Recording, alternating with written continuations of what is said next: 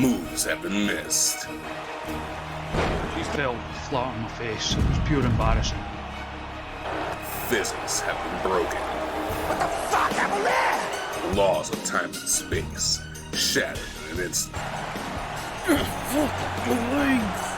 Yes, this is entertainment, but the glitches are real. Whoever you are, whatever you do, please don't look at this at home.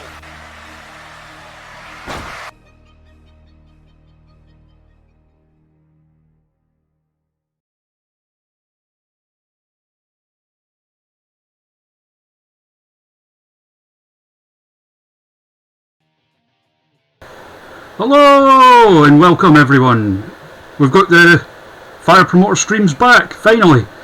Well, I say finally, it's been like, 2 days? But first of all, before I go any further, I would like to give a shout out to John Robertson, a friend of this stream, who's just finished a mammoth 48-hour charity darkroom session, raised an insane amount for NHS charities and Mind for Better Mental Health. So, to continue with that, I would like to just say that any donations tonight made at the link below will go toward that fund. And who knows, doing so might even result in some prizes, because we have a promoter here, the king of the raffle, the head honcho of Discovery Wrestling. Please welcome Alan Smith. Hey, good evening. How are you? You alright? I'm doing okay, yeah. So I'm glad you got the raffle thing in there before the actual being the corner of Disco, because I think that's what most people actually know me for. Is actually being the guy who does the raffle rather than anything else. So. Raffle guy, yeah. The raffle guy. So we're going to start off, because the mods are inactive for the game at the moment. We're going to start off with something a bit different. So, oh hello, Deathwatch, hello, new follower from the other night. We talked in John Robertson's Discord, hello. So we're going to start off with a 4-way match outside of the promoter mode, since I can't force unlock people in the promoter mode because the mods are down. So we got Theodorus and Michael Chase, two, I would say, enduring Discovery Wrestling names. Yeah, I think there's always like a core group of people you expect to see at Discovery show. Michael Chase is obviously just retired, but Theodorus as well, who's our number one contender. And the reason for doing the 4-way just now, before we kick in, is because the 4-way is a kind of staple of the Discovery card. Yeah, usually to open with as well. Yeah. Very rarely do you come to a Disco show and there's not a 4-way in the cards. You know, it's a good kind of match, I guess, just to kick, set the pace of the show. It's, at least to kind of light a lot of exciting kind of moments, and just, I guess, just sets the tone for the rest of the show. So who would you like to put in a 4-way with these two? Oh wow, right, okay. So we got a few names here, some of whom we have under contract in the promoter mode, some of whom we don't. Yeah, so let's avoid people who are under contract in the promoter mode, because we'll save them for that. So let's keep scrolling down, and if I see names that I can throw in there, let's throw in throw in Kid Fight. Let's put Kid Fight in there. Alright. He's always got the deep, he's always got good the best part of that Disco show for the crowd, isn't he? I can see that. Yeah. Especially to kick us off and get the crowd in the mood. Let's go down. Oh, 1 sec. Apparently you were a bit quiet, so I've turned you up a wee bit. Thank you. Right, so we've got Kid Fight in there, we've got Theodorus and Michael Chase. To have the likes of Lou, King Sharp, and to have Lewis Gervin in the main promoter mode. They are unlocked, but they're not under contract. Lewis has knocked us back before Lou King Sharp has accepted before. Right. And usually that tends to continue. Right. Okay. Let's keep going. I know. Put Martin Kirby in there. Ah, Martin. Let's put Martin Kirby in that 4v. all right. And who would you like to ref? Would you like it to be Sean or Jarek Novak? Jarek. Put Jarek in there. He's hilarious. There we go. I don't know if it's intentional, but he is hilarious. So there we go. Theodorus, Michael Chase, Kid Fight, Martin Kirby. Yeah, that's a good 4v. And Martin Kirby, who's also just recently retired as well. Yeah, that was a shocker. Wasn't expecting that one. So here we go. There won't be entrances for this one, by the way, because it doesn't do entrances for what it counts as a battle royal in the game, unless you've got the mods active. Which again, Right, okay. sod's law, they'll go up the night.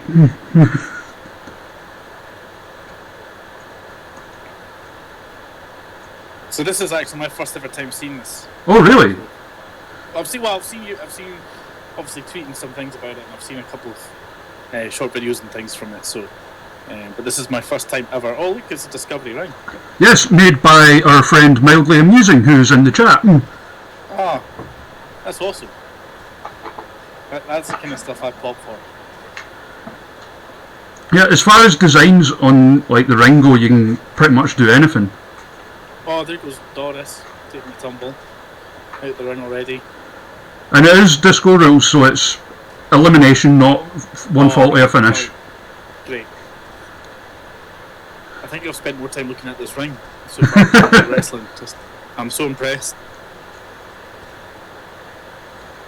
Oh, there we go. So, DDT. so as an impartial bystander, because all you've done is pick the participants, you're not booking a finish or anything here. Right. Yep. Who would you call to win this? Well, at present, if I'm going on present kind of standards, I would say Theodorus. He's the guy who is next up for a shot at our championship. So Yeah, it's him and Joe Hendry. him and Joe Henry, yeah. So if Theodorus loses this match, then I'm going to have to reconsider. I'm going to have to send him a message afterwards and say you suck and you don't get your title shot. So you better win this one. I've also tried to make Michael Chase scream as much as possible. It's very intense, isn't he? Yeah. Yeah.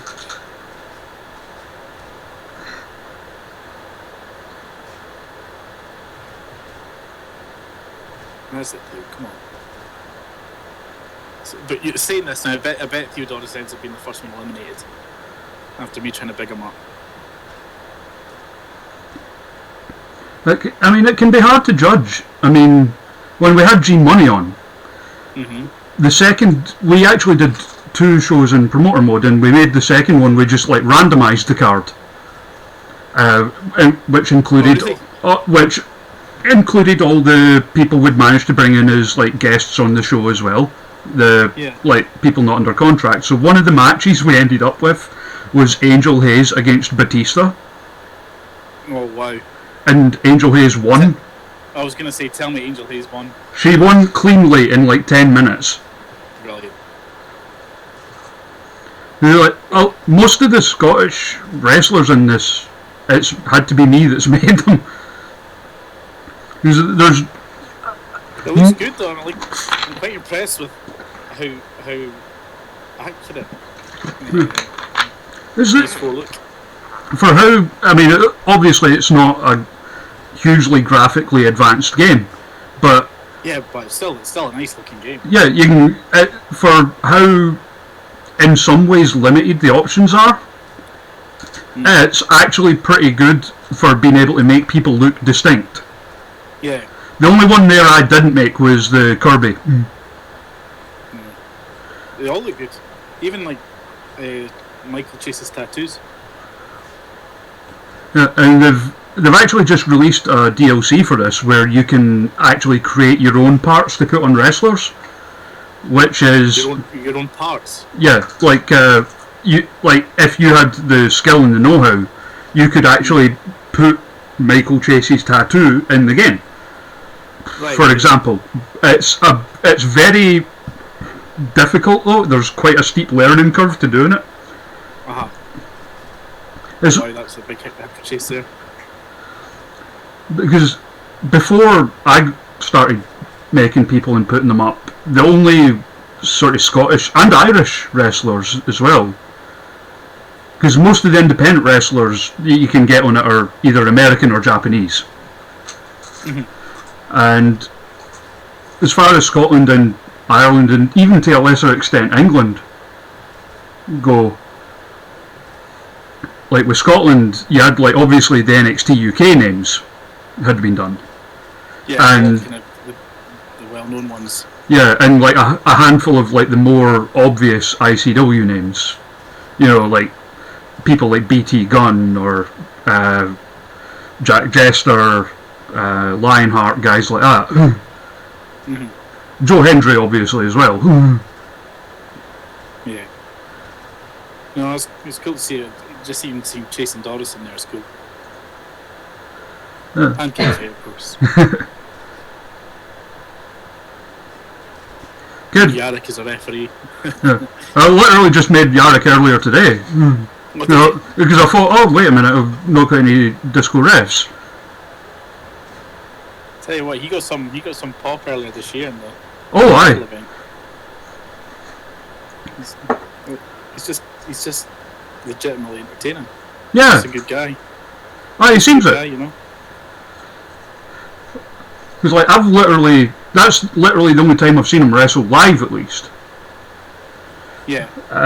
He has a like a bodysuit like MVP. And we were trying to win. We had MVP over in November, was it? Yeah.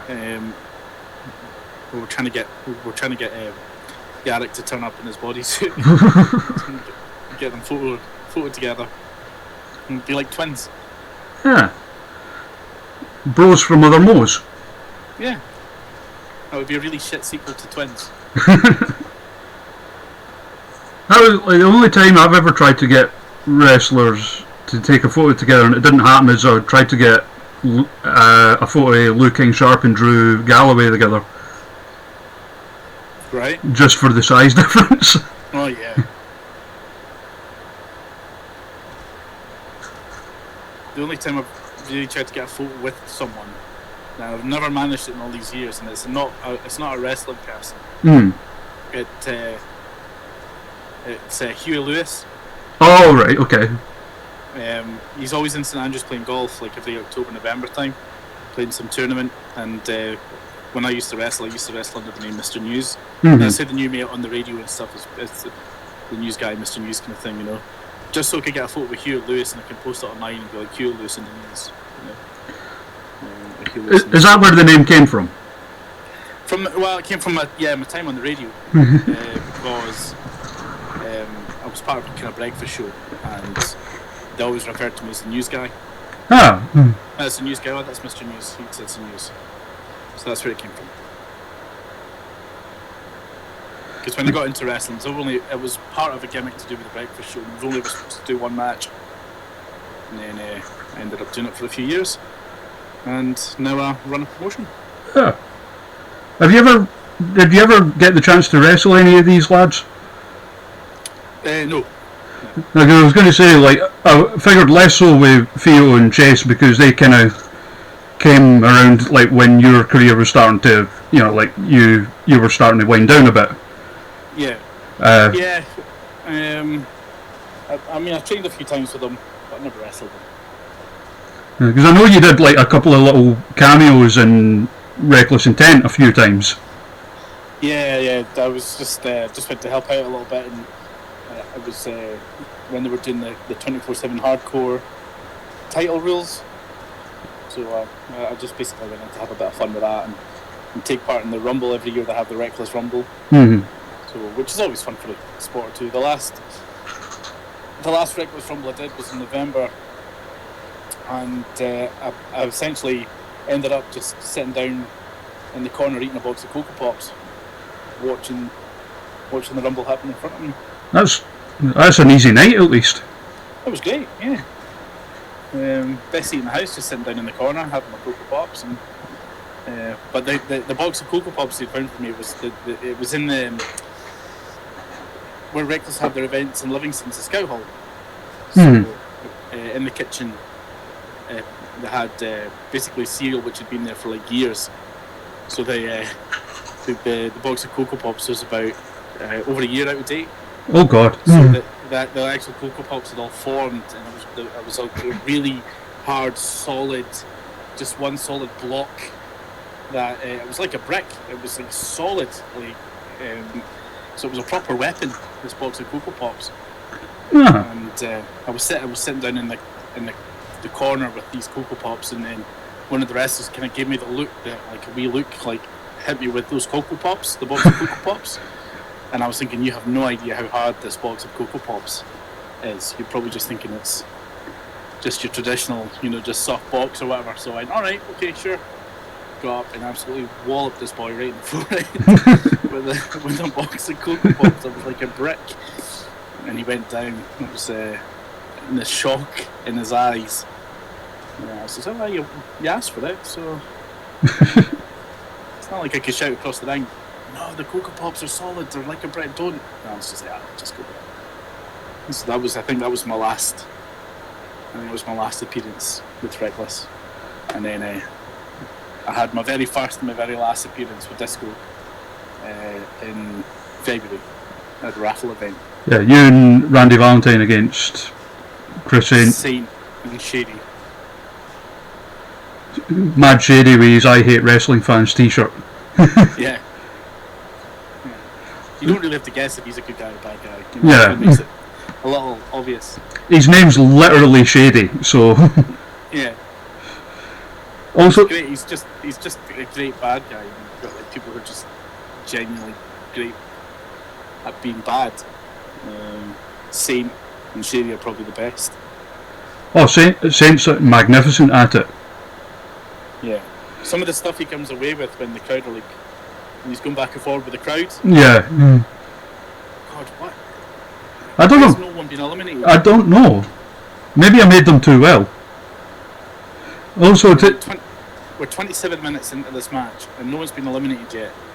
Like, I would be in that sound booth at the Jam House, like shouting my head off at this point, telling someone to go home. I would be, because I've not quite invested in getting like earpieces into the referees yet, so I can speak to them. But you'd see me waving from the sound booth, telling them to hurry up. Also, to Mofo in the chat, you can download the Kid Fight.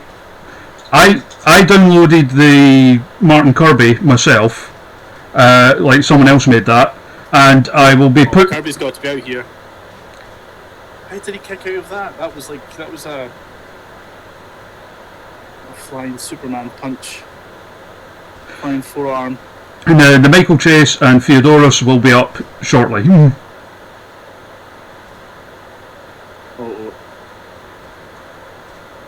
I have no idea why this is happening. Kid Fight with a chair now. Yeah. This will end things quick. Oh no, he's lost it. Yeah. This will end things quicker. This isn't a good sign for when we get into promoter mode, right? Well, it's only 1-on-1 there, so probably won't go on as long. Or 2-on-2, whatever.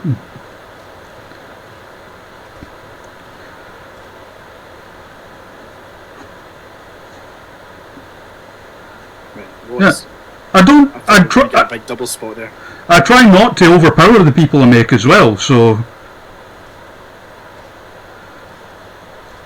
if you're sitting in the crowd at this point, you were sitting at, and we're half an hour into one 4-way, and there wasn't an elimination yet. Oh, there we go. Kirby's gone. Kirby's out.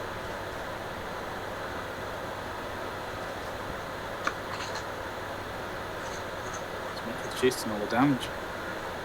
We are down to the final two, chasing Doris. Oh, how apropos. Yeah. That would probably be how I would have told it as well. I think that's it. I think that is Chase's move, isn't it? Oh no. Oh, Superman Doris. Oh, miscommunication there. Did the crowd just laugh? Probably. Did the crowd laugh then? Yeah, that's a point by Ivan Maverick in the chat. We did once have, because you do sometimes get like odd cases where a match will go on way longer than it should. Right. And we once had a Gene Money versus Kazuchika Okada match last for 90 minutes in game. Because obviously The shape that Gene Money's in these days, I would put it past him being able to do that. Obviously the clock in game goes faster than real life time. So I was going to say, because it doesn't feel like I've been watching this for 35 minutes.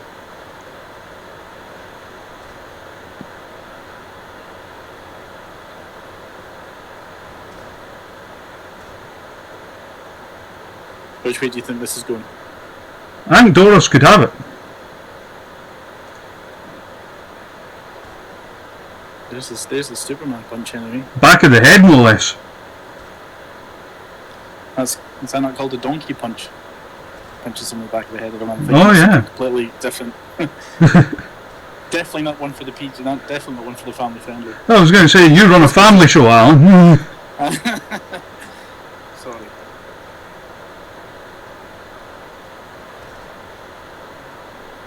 Come on, boys. Bring it home. At this point, I'm screaming at the referee. I'm waving at him. I'm pointing at my watch.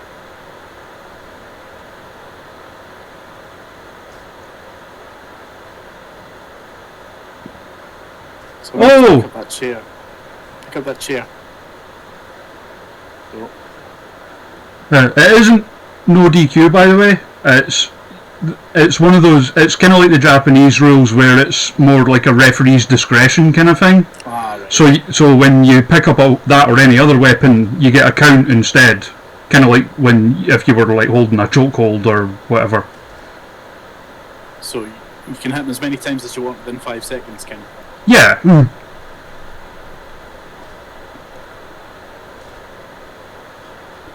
Oh, it's getting personal now. Look at that.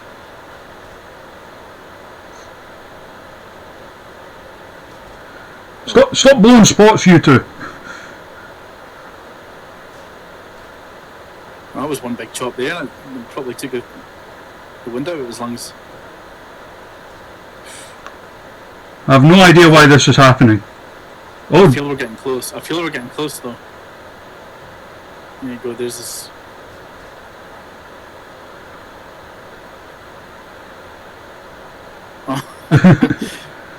it's that fighting spirit. Yeah.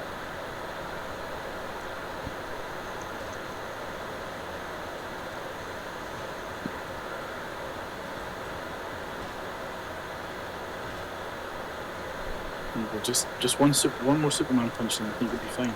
Yeah, they're just trying to outdo Okada and Omega at this point. Oh, you moved out of the way. Right, go up and hit a frog splash. Yeah, he does have the frog splash as well. I've So- seen him hit about. I think he's hit it about 40 times so far in this match. Oh.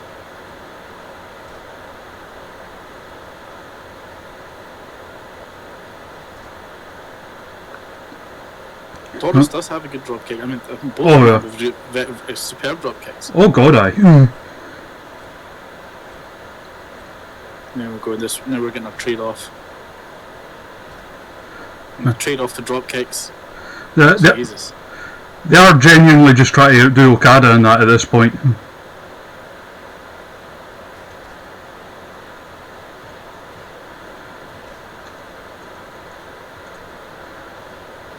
Oh, come on. Oh, he's going through out. I had a thought, by the way. It was like Discovery usually run a show like sort of January time, right, for the new year. Yeah. Why don't you call the next one Raffle Kingdom? Well, I mean, we did. I mean, we were thinking about names to go with Raffle. There's already, I think, Attack down south to Rafflemania. Right. Called Rafflemania, but it's not the same sort of kind of setup we had when the matches matches are dependent on what the match you get is dependent on the draw kind of thing. I don't know how they work it, but certainly they had a show called Rafflemania, so that's why I couldn't call it Rafflemania. I had to call it. What did we call it? We called it All About the Raffle because the disco slogan is all about the wrestling. So we changed it to All About the Raffle. But we did think about a few different kind of raffle names, but not Raffle Kingdom. So So You should potentially maybe one for next year. you should have like got like, if there had been like time anyway, get like Joe Hendry to re-record Nookie by Limp Bizkit. But it's all about the raffle. Come on, the raffle. Well. Oh, probably, yeah.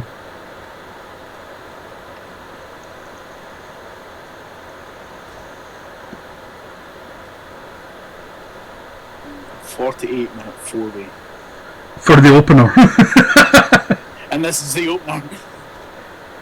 We'd only have time for like 3 other matches or 2 other matches. If all the matches were like this, Uh-oh. we'd have time for 2. Croft?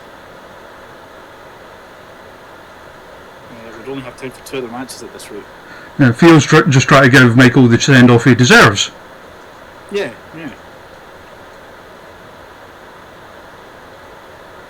There's the belly to belly.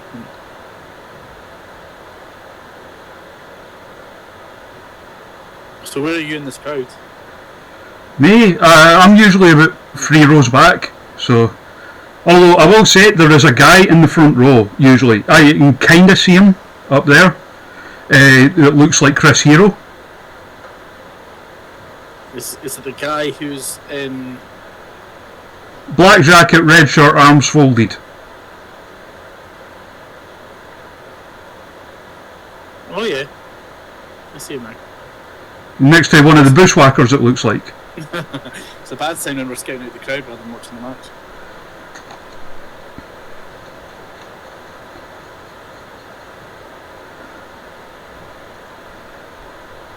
So at what point do you vince it and actually, storm down to the ring?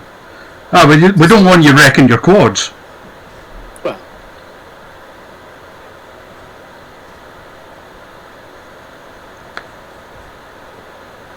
Superman punch. Oh no, European uppercut. No, missed opportunity there.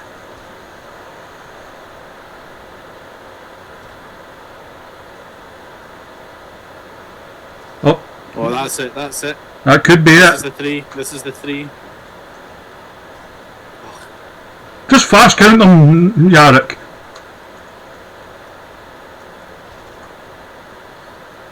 Come on, Theo, that should have been your Superman punch. Was he building up to something? Is this the frog splash? It is. Right. Oh, but his foot was at the ropes.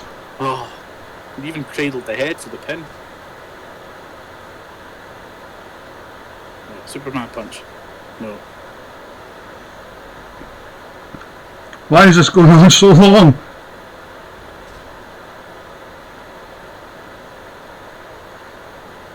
When did you make? When were Doris and this kid, Made them over the last few days. did you make them like stupidly super strong or something? I mean, No, impossible. So you can, but I try not to do that. Like the way this strength of edits or wrestlers work in this is you have a maximum of like 380 points you can use across like everything, right, okay. and that includes like some of the special skills and stuff take up a set amount each. Now 380 is the maximum, but generally anything over 250 is considered overpowered. Right, and if they're overpowered, Stuff like this can happen. Like right, okay. with the New Japan DLC, for example, Yeah. the There like you go. Omega and Okada Oh, come on. are both about the 250 mark. Yeah. These two are both about 100.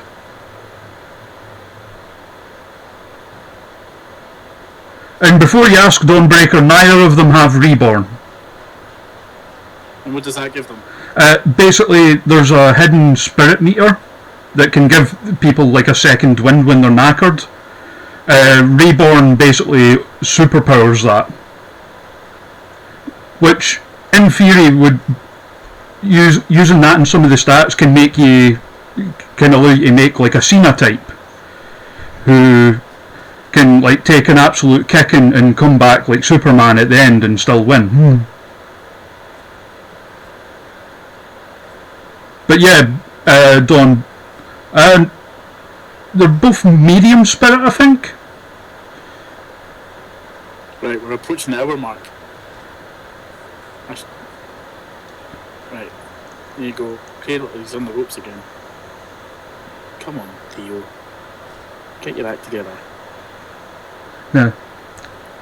You've definitely made Michael Chase really well, because he does scream after everything he does on this.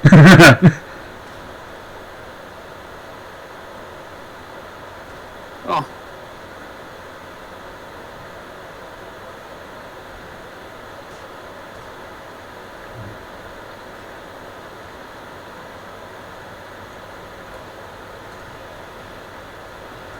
But as it stands, these two are just kicking lumps at each other.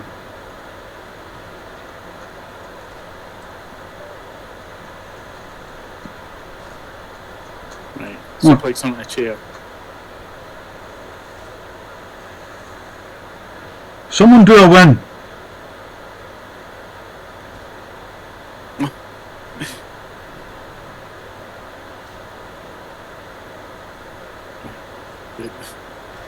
I was going to say the end has to be near, but I said that about half an hour ago. Right, there you go. Oh, Chase gets up about the same time.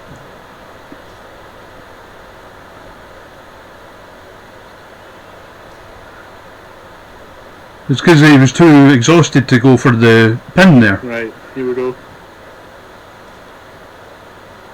Someone put someone over. They've just gone into business for themselves. They both want to win.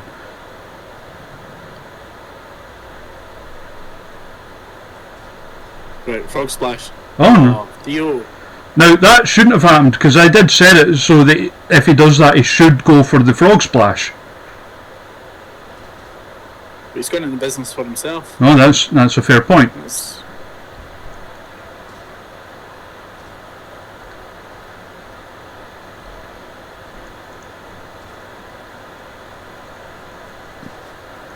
Oh. Right, pin. Don't just stop looking at me. How Michael Chase was that? It's spot on. It's really good.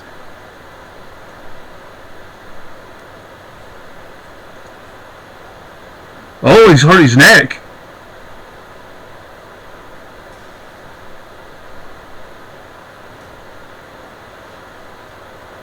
Yep, they're shooting now. Yeah, this is the time we would get our security break it up. Let them kind of go into the crowd, fight amongst the crowd. Have the actual Jam House security kind of going, is this real or isn't it? Step in or no? We'll just leave it to you, Jimmy. It's fine. Right.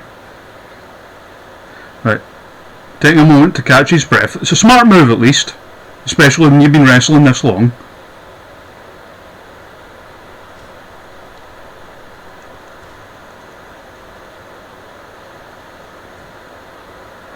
Oh, there we go. Chase wins. We've got a finish. We've got Chase wins. That means I'm going to have to message Theodorus just now and tell him he's not getting his title match because he's let me down. You won't have a clue what I'm talking about, but... Right, so there we go. The match is finally over. It got 100% at least. So. Oh, there we go. That's a good start, right? Yeah, I don't know why that happened, because I tested them out the other day and nothing like that happened. Anyway, back to promoter mode. Right, this is where you're going to have to talk me through. Because I know somebody said the pressure was on because I'm an actual promoter and if I don't win, it's humiliation. But like I say, I'm not driven by being the best, I'm just driven to be not the worst. So you can invite wrestlers in. Now I'll try the thing again since I didn't save it the last time I looked in, just to see if Nick Jackson has not changed his mind. But you wanted to focus on wrestlers who have wrestled at some point for Discovery. Well, this is it. So I'm trying to stick with what I know. So let's get Omega in. Kenny. Hey. What about Cody? Yeah, bring Cody in, why not? Yeah, invite him along. He obviously enjoyed it last time. I'm trying to think if there's any. I don't think there's anyone else there that. Oh, Angelico. Oh yeah, bring him in. Huh. He's a good lad. So Chris Ridgway, we'll get Chris Ridgway in. we tried him before and he said no, but we'll try Oh, again. really? Yeah, no. Oh, what? We'll bring in Booty, we'll bring in BT Gang. Right, BT's in. Yeah.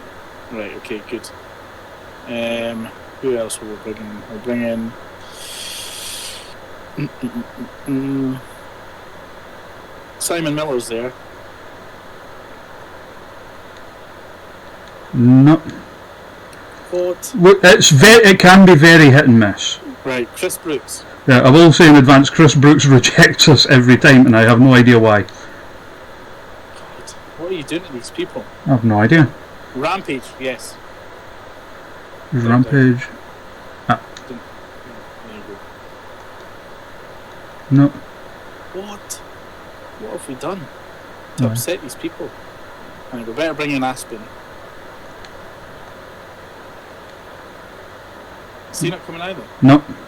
This is a disaster. Like, let's get this is. Oh, get Luke and Sharp in. Right, losing. Great. That's my boy. Right, how many more people? You can have as many as you want, but with bringing people in, there is the risk that they might not show up. Oh, really? Is it that? Mm-hmm. Like, when we had Eddie on the other day, there was something like, we actually reset it because something like 5 people didn't show up. Oh, God. Right, let's go down. Let's see who else is on this list. I don't want to kind of bring in too many folk. And there's this is where it starts to get into basically the NXT UK people. Right, okay. Well, there's Joe Coffey. It's an ex-champ. Oh, he's big leaguing us now. That's ridiculous. Let's go for... Oh, Mark Andrews has worked with us before, so let's go Mark Andrews. Let's see if Mark Andrews come back. No. What have you done? So these NXT UK guys, they're just big leaguing us now. What have you done to upset them?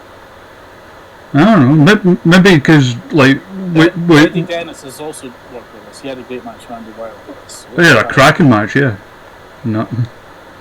Jeez.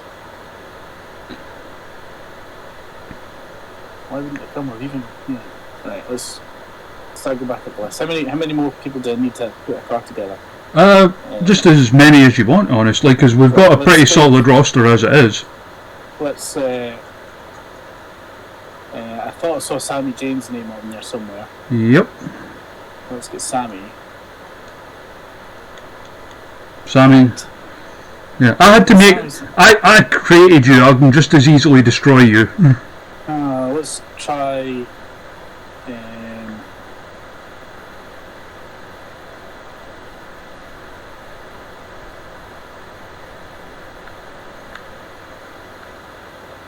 Let's get Debbie Keitel in.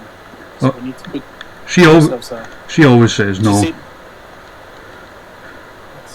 Weirdly, she says no, but Valkyrie usually says yes. But try DCT. DCT we've had before, so he should say yes. Right. Okay. DCT's in there. I'll have a quick look. We'll show you who you've got so far. Right. So far, we've got BT, Looking Sharp, DCT, Kenny Omega, Cody Rhodes, and Helico, plus our fabulous roster here. Alright, okay, yeah, of course. You don't need to use them all, do you? You don't need to use them all, no. Right, okay. That's fine. I think let's just go with what we've got. Okay. Let's not waste time trying to negotiate with anyone else. If they don't want to join, they don't want to be part of what we're doing, then I don't want them. Right. So what would you like as an opener? Well, let's kick off with a bit of Let's kick off with some. Oh, Matt Riddle's on there as well. He is former disco. Mm-hmm. But we're not gonna kick off with Matt Riddle. We're gonna leave him. No, that would be silly. Let's kick off with a bit of and David Arquette there as well. Brilliant. Let's kick off with a bit of Christopher Saint. All right. Who's been doing well for us, by the way. And then let's put him up against someone super popular. Let's put Christopher Saint in there with DCT. I like that. Right, and that's going to kick us off. Oh, hello, Afi, in the chat. How you doing, pal? So, Saint DCT, good opener. What are you following that with?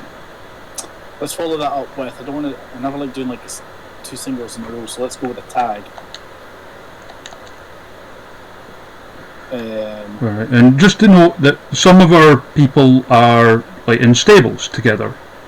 Right. So, like for example, like pretty much everyone apart from Warren Banks in that stable has been in disco, so they could be a team.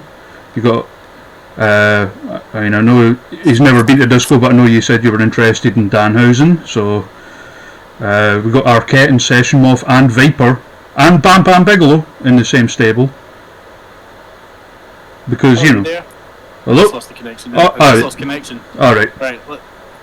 Let's go. Right. So we're going with the tag, aren't we? Yes. So let's go for.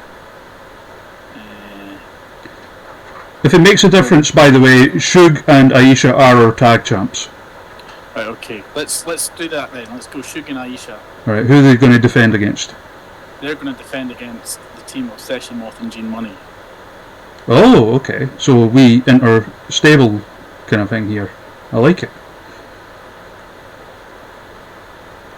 Yeah, and I made this Gene Money, right? Have you got a nipple on his tape? His tapes on nipple on his tapes. Have you got tapes on his nipples? As close as I could approximate in game to it. Right. So see? Yeah, perfect. There you go. And even. Oh, the Undertaker. Do you have Session Goth? No, someone else made the Martina. Right. And they are taking on Shug and Aisha. Shug, by the way, if anyone in the chat hasn't heard, is going to be on AEW Dynamite this week. So that's. So I'm going to do. I'm just going to go for a 6-match card. Right. I think that'll be plenty. So let's go. I would say maybe 7, just in case someone no-shows. Oh, really? Right. Okay. Let's go for a single match. And this time we're going to go with.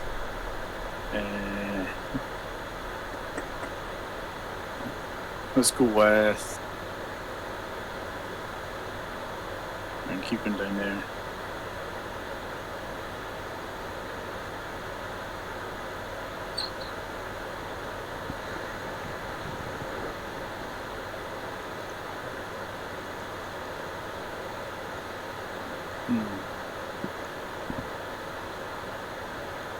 I'm just trying to map out. At this stage, let's bring in Cody Rhodes. Okay. So we'll bring in Cody Rhodes. Mm-hmm. And why don't we do a Cody. repeat of a match that we've already had in Disco? So Cody and BT B. Gun. Alright. I like how they've got the old school BT gun there as well. Yeah. Yeah. Go for that. And then let's go. I just want to double check something. Right, okay.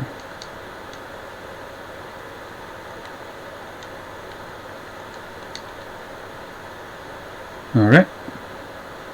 So, how are we following this? Let's go for a women's singles match. Alright. So we've got a fair amount that have been in Discovery before. We've got Jockey, we've got Jayla Dark, You've got Emily Hayden. Emily Hayden, Rosie Knight. So let's put Emily Hayden in there. And let's put Emily in with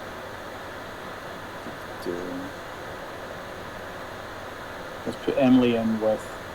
Yeah, let's put Jayla Dark. We'll put Jayla in there. Oh, And then, because you said we should have 7 matches, right? yeah. So- I would say at least 7, just on the off chance that anyone no shows. Right, let's go for another single, and let's go for one which is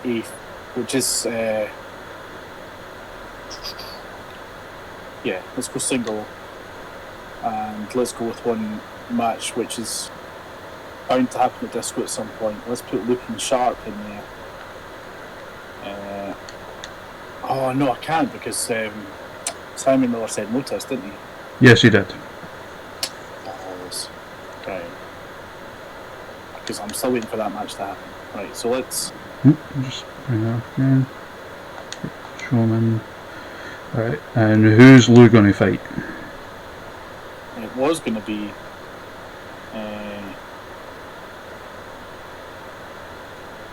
Well, let's put Lou in with David Arquette. Oh, okay, I like that. Let's do Lou versus David Arquette. Can you make that a death match? It has to be a show of death matches, but we can make it no DQ. Right, let's do no DQ then. Let's go no DQ with those two. No count out either. Since Lou is a death match specialist these days. Alright, so Then, as a bit of an exhibition match, let's put Andy Wilder and the Bear as the pre-main event.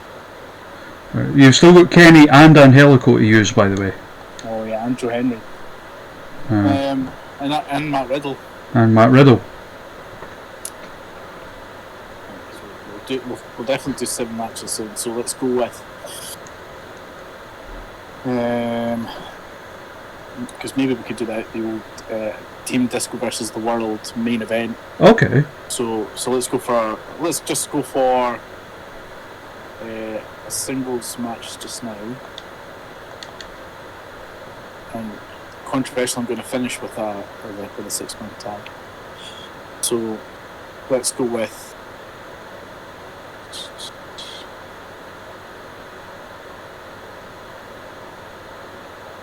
Who else have we got thinking of?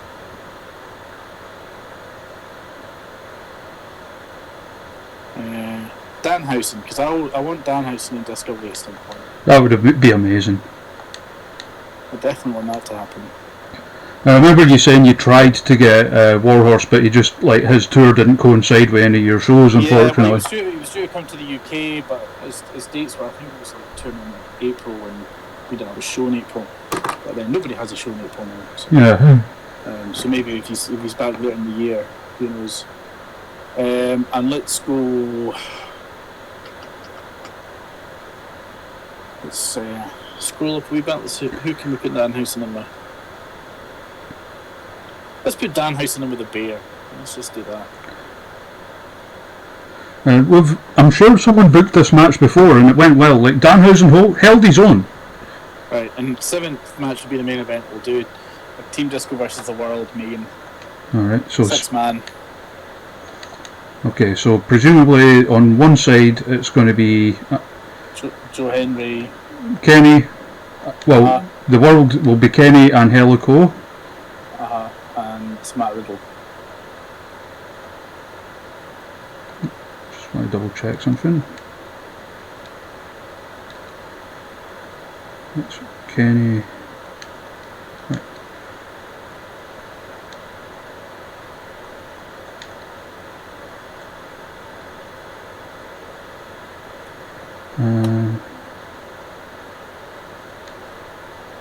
Riddle against Joe Henry.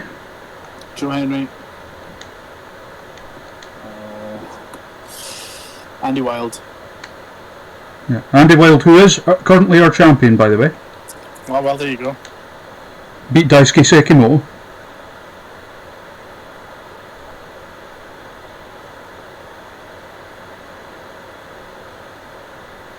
And who will be the third?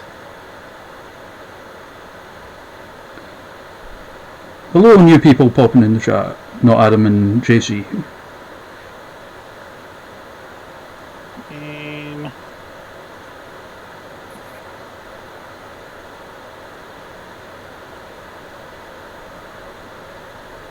So we just need the third now. You've added Andy. Mm-hmm. So let's go for. I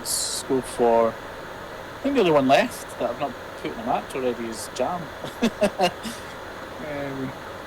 From the disco roster. So let's say, where's Jam? Chance of a lifetime for them. Right. Let's put Jam in the main event. Let's do it. All right.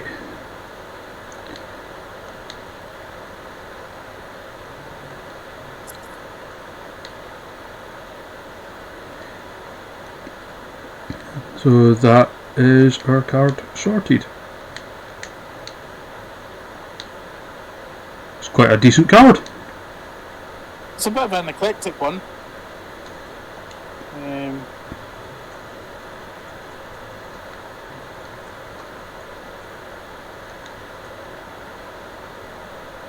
Yeah, it's a bit of a kind of mixed bag, that, but disco cards usually are. Yeah. Again, as I said before, but that's kind of why I like them. There's kind of something for everyone in there. Yeah. Within reason, because obviously, family friendly, but...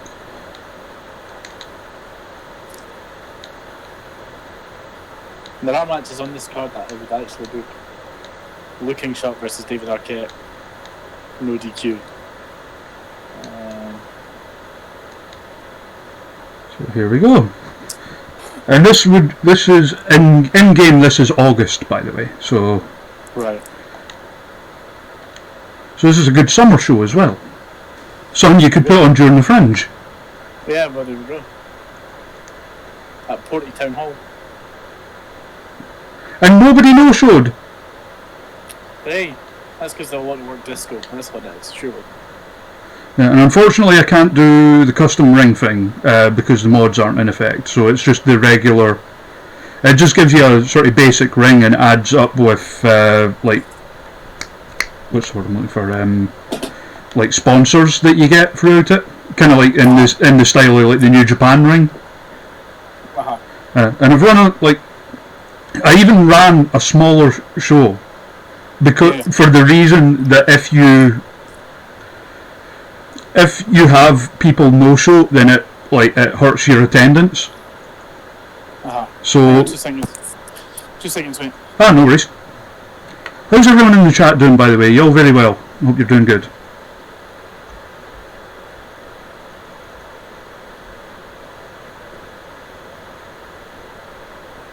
Right, so, and since Alan's not here, I'm going to do a surprise for him, right? As I said, the donation link below will, if anything gets put in there, it will go towards the NHS charity fundraising that John Robertson has been doing. But it will also, it will enter you into a prize draw for a raffle later on. But we'll keep that a surprise for Alan, okay? Basically, you will get entered into the raffle if either you donate at the link below, which will go toward the NHS charity fundraiser run by John Robertson, or if you're a subscriber to the channel.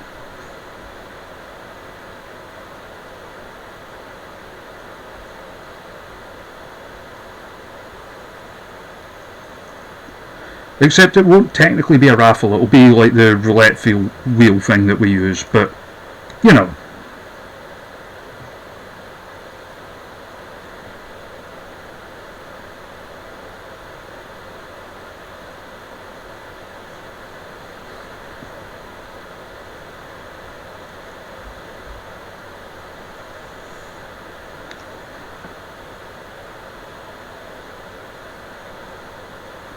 I mean, who knows, mildly, maybe we can get Alan back when the mods are back in play and he can put on like a show properly to his heart's content without fear of anybody no-showing.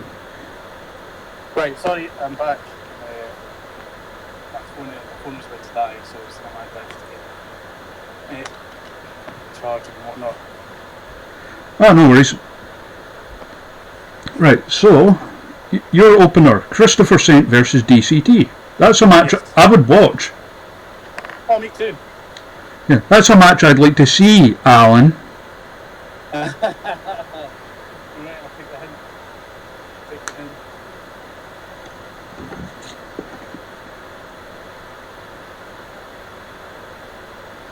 Now, the thing about Saint is, and we were talking about him on one of the streams the other day, is he's equally adept at playing to a crowd as a face.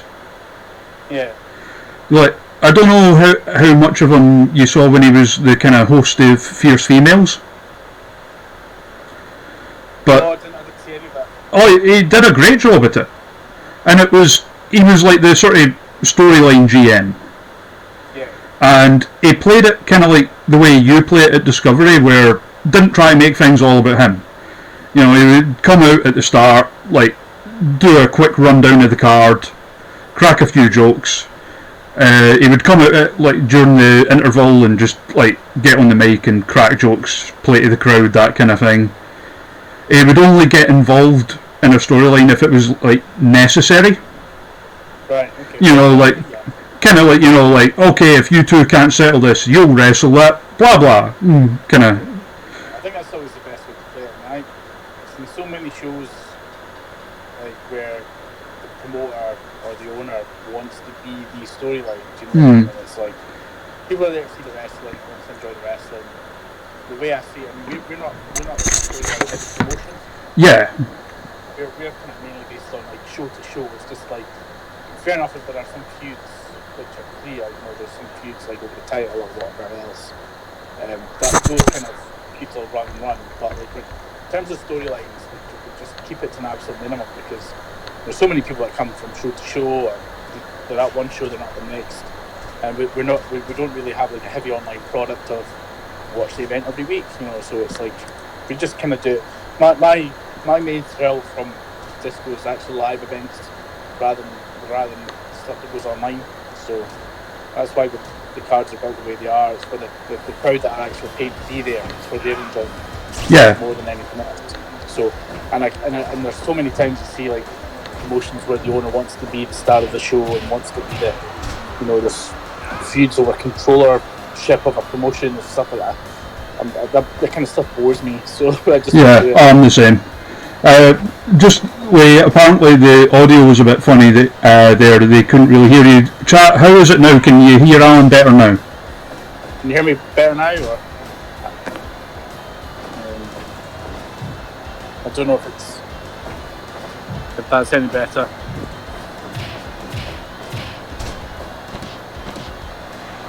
Yeah, much better now. Okay, that's good. Right. That was actually. I should have really kept on talking when you were asking to go out rather than It was totally my fault. I had different volume settings for when I was in the Discord for John's charity thing. Right, okay. Because I thought it might be me, because I was on the headset before, but now that I've had to start charging my phone, obviously, I can't, the way that iPhones are these days, unless I've got one of those adapters, I can't charge and have my headphones in at the same time. Right, okay. Yeah, Jordan's in the chat, by the way. Hey Jordan, you alright? Not that I can hear him, but hope you're well. Hope you're surviving.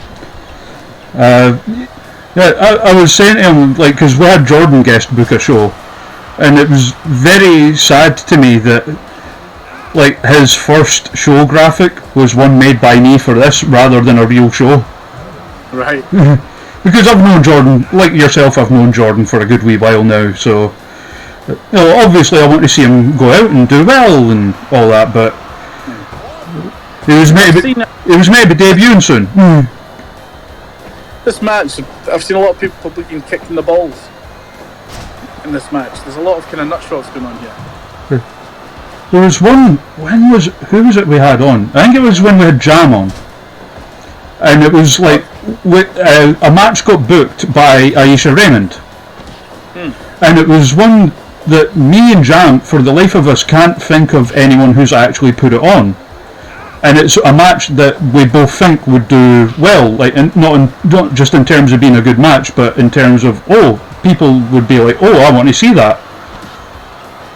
Now, you obviously, you know, a promoter, and you got like friends who run other promotions and stuff like that, so you might have a better idea than me if it has actually happened or not. DCT versus Joe Hendry.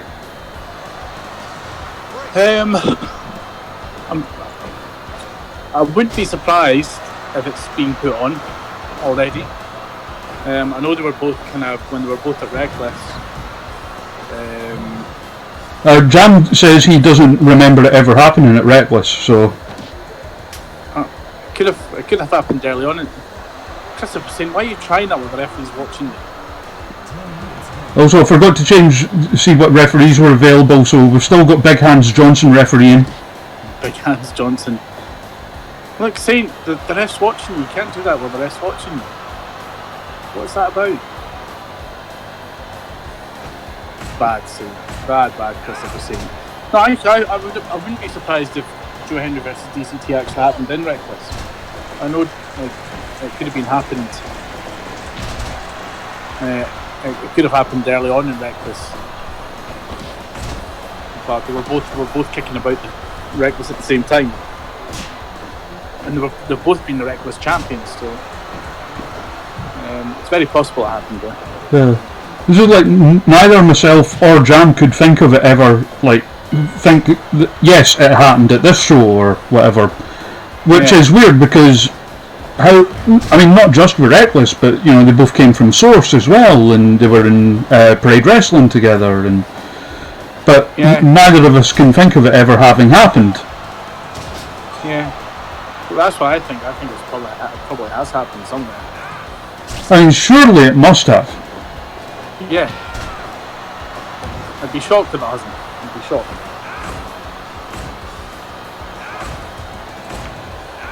I made both of these, by the way.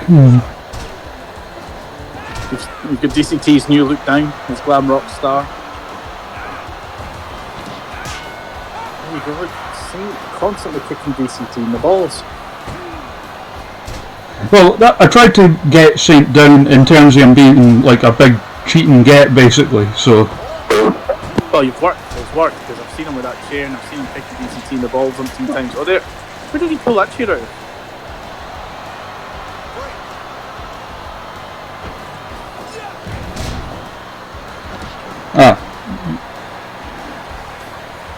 Now Alan's a bit too loud, so I'll turn the Discord thing down and we should be fine now. Oh, belly to belly. I know DCT likes a good belly to belly. They're joking there somewhere. Right. This surely can't go as long as a 40, right? Oh no, I wouldn't think so. Who do you think's going over? Who's going over? DCT. Well, I'm maybe saying because he has been winning a lot for us.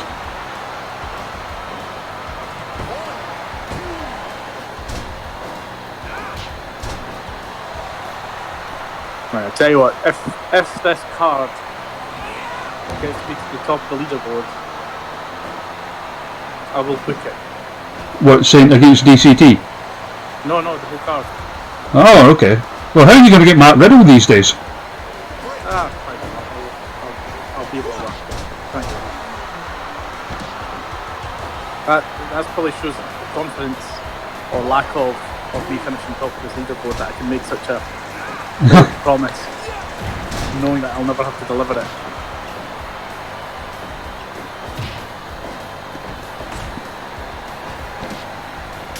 Oh, there he is with that chair trick again. And the refs fell for it. Oh, what? Did Saint win by DQ? Yes.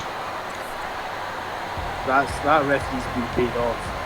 Do you think it's going to end like the way that he did when he tried that on Renfrew? Oh, that was nasty looking. 84%. Yeah, solid opener.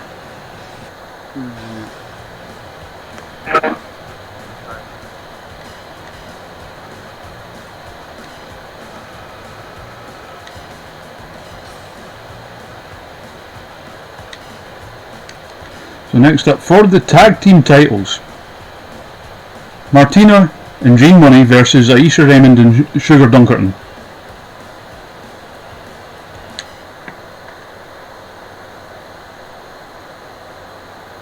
This would definitely be on a disco card. And they've shown up in the same match a good few times now, have Martina and Old Gene. Yeah, well, I think the first thing they faced off was at this Discovery. It was the Portobello show Yeah, it was Portobello. when they had the costume change. Yeah. That was their first ever intergender match. And yeah, basically, for anyone that wasn't there, we dragged each other backstage, and then when we came back through the curtain, we were wearing each other's gear. Was that what happened?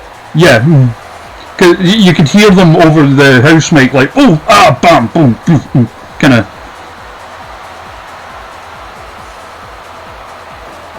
And then of course we had Zeshimoff versus Undertaker, which is still one of the funniest things I've ever seen. Yeah, like them recreating the Taker Lesnar laughing spot was amazing. That was the moment I was basically I was trying to sneak down to the ringside to speak to the ring announcer because I needed to pass a message on to him. And then just as I got down to the ring, they did that spot with the setup spot. I lost it. I was in tears with laughter. The main one that did that for me at Discovery was the zombie lumberjack match. Yeah. I was helpless throughout that entire match. That was one of those things where, like, I was sitting in the sound booth watching this match unfold. Two wrestlers in the ring, zombies all around the ring, and everything going on. And then I had to stop for a moment and go, this came from my head. This was in my head, and this is what I booked. And all. That match came about because of one of my best pals is a graphic designer, and I asked him to come up with a horror kind of themed poster. Yeah. Just to announce the date of our Halloween show, not to have any wrestler on the poster, just to basically to announce the date. And he sent me this amazing movie style graphic of like basically an empty warehouse with the wrestling ring that had blood on it, and the ring was surrounded by zombies. And it was when he sent me that, and I went, wouldn't it be cool if there was actually a match where the ring was surrounded by zombies? And then the next day I met Sugar at Reckless for the first time, and then I started speaking to him about it, and then it just grew from there. And then thankfully the ring announcer at Reckless at the time, Big Stevie, works with a company called Scare Scotland. Yeah. Who basically hire out zombies for movies. They've got loads of actors, and they basically they're the ones that if there's a zombie movie being filmed in Scotland, it'll probably be them guys who are providing the zombies. So when I was speaking to him, because I knew he was involved with Scare Scotland, and I said to him, do you know any zombies? He said, yeah, I know loads. So then he set it up to get the zombies, and it just came together so nicely. And it was the world's first ever zombie lumberjack match. And the way I was kind of selling it was, there's been plenty of deathmatch wrestling in the world. It's labelled a deathmatch, but nobody ever actually dies. Whereas in our match, somebody actually died. And Gene's commitment of like staying in full zombie mode at the merch table as well. Yeah. But that's disco for you. Thankfully we've got like a whole bunch of good guys that are willing to go along with some of this crazy stuff. I mean, I'm surprised. Like, if Sugar or Gene had come up with that, it wouldn't have surprised me. So, but I mean, going forward, it was just like, how do we take it forward from there? Once we did the first match, we did have ideas of doing like follow up for the next Halloween show. We did have ideas on how to take it forward. Using the Undertaker character, but eventually we did. Eventually the feud between Gene Money and Shug ended up with Undertaker versus Shug inside a cage. But the original idea for that was for them to end up in the cage, but the match would have ended like Shawn Michaels Undertaker from Hell in a Cell. Right. We're going to have someone come out as Kane. Right. Okay. But like we're hoping that Uncle Bobby, Gene's old tag team partner, would have been around at the time, because obviously he's Rob Cage. So yeah, Kane, it would have been Cage, and it would have been like, oh my God, that's Cage. That's going to be Cage. But unfortunately, he wasn't around to do it. So. Because we were talking about him when Gene was on, because he's like just fully retired now, right? Yeah, he's done with wrestling completely. But it was through Uncle Bobby, through Page, that I met Gene Money. Yeah, who's now, like, I would say, firmly a Discovery favourite. Yeah, absolutely. I mean, they went from like being like the heel tag team at the Buffet Club. Now Gene Money's one of the, everybody that he's the one that people look forward to coming and seeing at disco to see what he does next. And at his last show, I mean, he's known for like being comedy, for being funny, but in that last event with us, we put him in the Blue Coffee, and it was a great match. Oh yeah, it showed the other side of Gene Money, that how capable he is and what a talented wrestler he is. Oh yeah, I would say he's a very good wrestler who just happens to also be hilarious. Yeah. It's a lot of the times, it's the one-liners he throws out, kind of the off-the-cuff comments that he makes, which is just brilliant. The bit that ended me was the first time as the Undertaker when he did Old School and started singing. Yeah.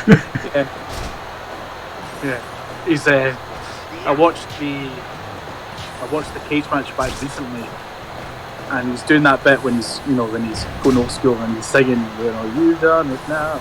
He's singing away, and then Suge, pulls his arm and makes Undertaker basically crotch himself in the top rope, and Gene Money, Undertaker just shouts. Just the way he does it, I guess. Just the way he shouts, "Oh, my dead plums." Yeah. It's just stuff you just don't expect to hear. Yeah. Oh, that was a nasty suplex. Well, funnily enough, like Session North's first ever match in disco was against Aisha. Yeah, I remember that. That was the first time I met her. Yeah. And ever since, she's become a regular for us on the back of that as well.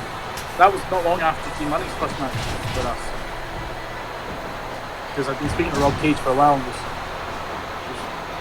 I'd been down in London and out with Rob for a couple of pints, and he was talking about this gimmick idea he had for a tag team or a stable called Buffet Club. And he was explaining it all to me, and I thought, if a wrestler comes to me with an idea and I think it's fun or it's good, I'll go along with it. So I was like, sure. And you had, I think there was about 5 of them that were in the Buffet Club. Yeah, it was him, Gene, Nina Samuels was one of them, I believe. Yeah, that's right. Yeah, Nina. I think there was someone called Thug, and a couple of others. And Rob had said to me, initially the plan was to bring up one of the other members of the Buffet Club, and then eventually get them all up for an event and do a big match with someone. So he was on about, for the first time, when he was bringing one other member, and I said, well, I'll leave it up to him who he wants to bring up. And thankfully he brought up Gene Money, because otherwise we would never have met him. So it's just nice how things work out at times. Yeah.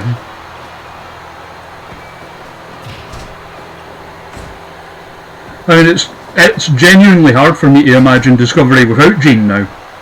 Yeah. I mean, when we're booking a car, when I get the dates sorted, he's one of the first people I drop a message to him just to make sure he's available, and if he's not available, because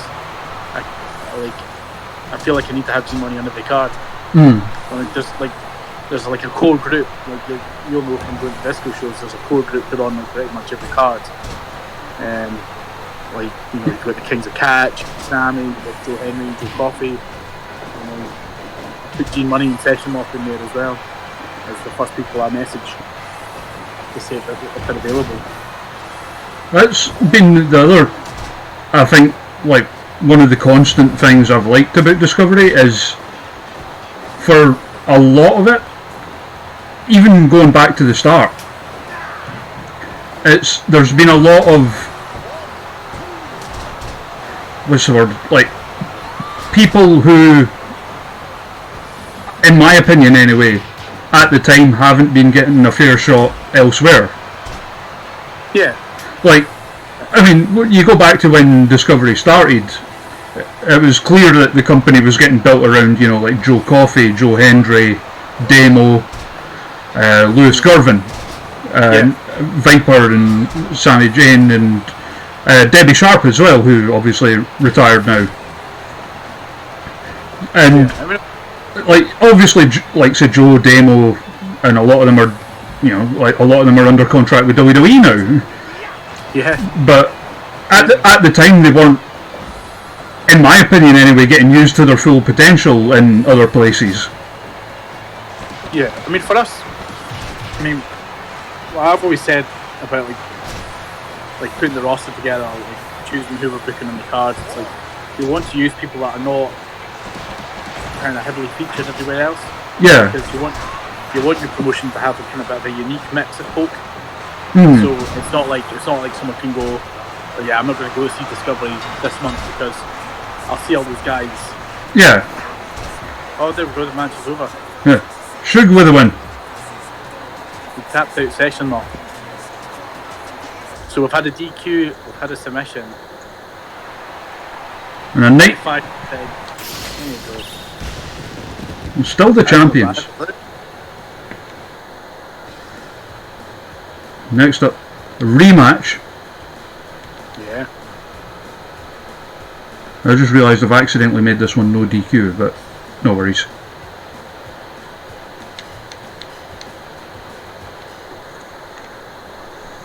Yeah, so I always like trying to put a card together based on like having a unique mix of folk. Yeah. So it's not like, because you always find like a lot of promotions, it's kind of a lot of the same folk that are used, and it's just like, well, if I just ended up using the same group of people, then why would people want to come to see my show when they can just, you know, not come to see my show and then just go to a show that might be closer to them? So it's just like, let's give folk a unique mix of matches that we won't see anywhere else.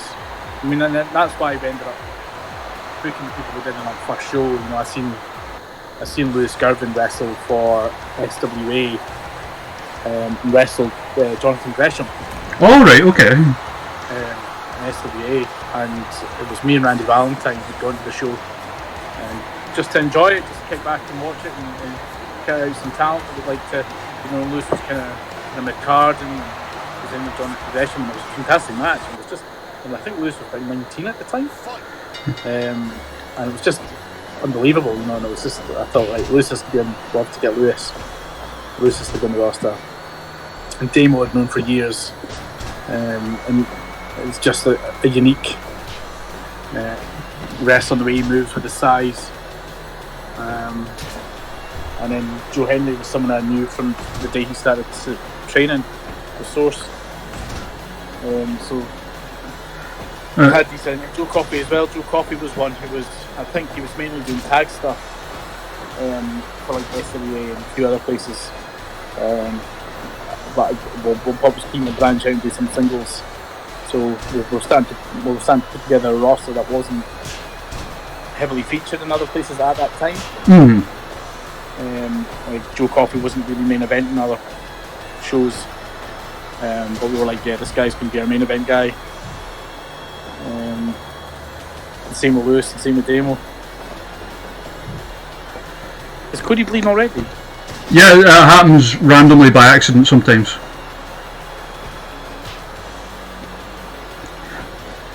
This was a fun match.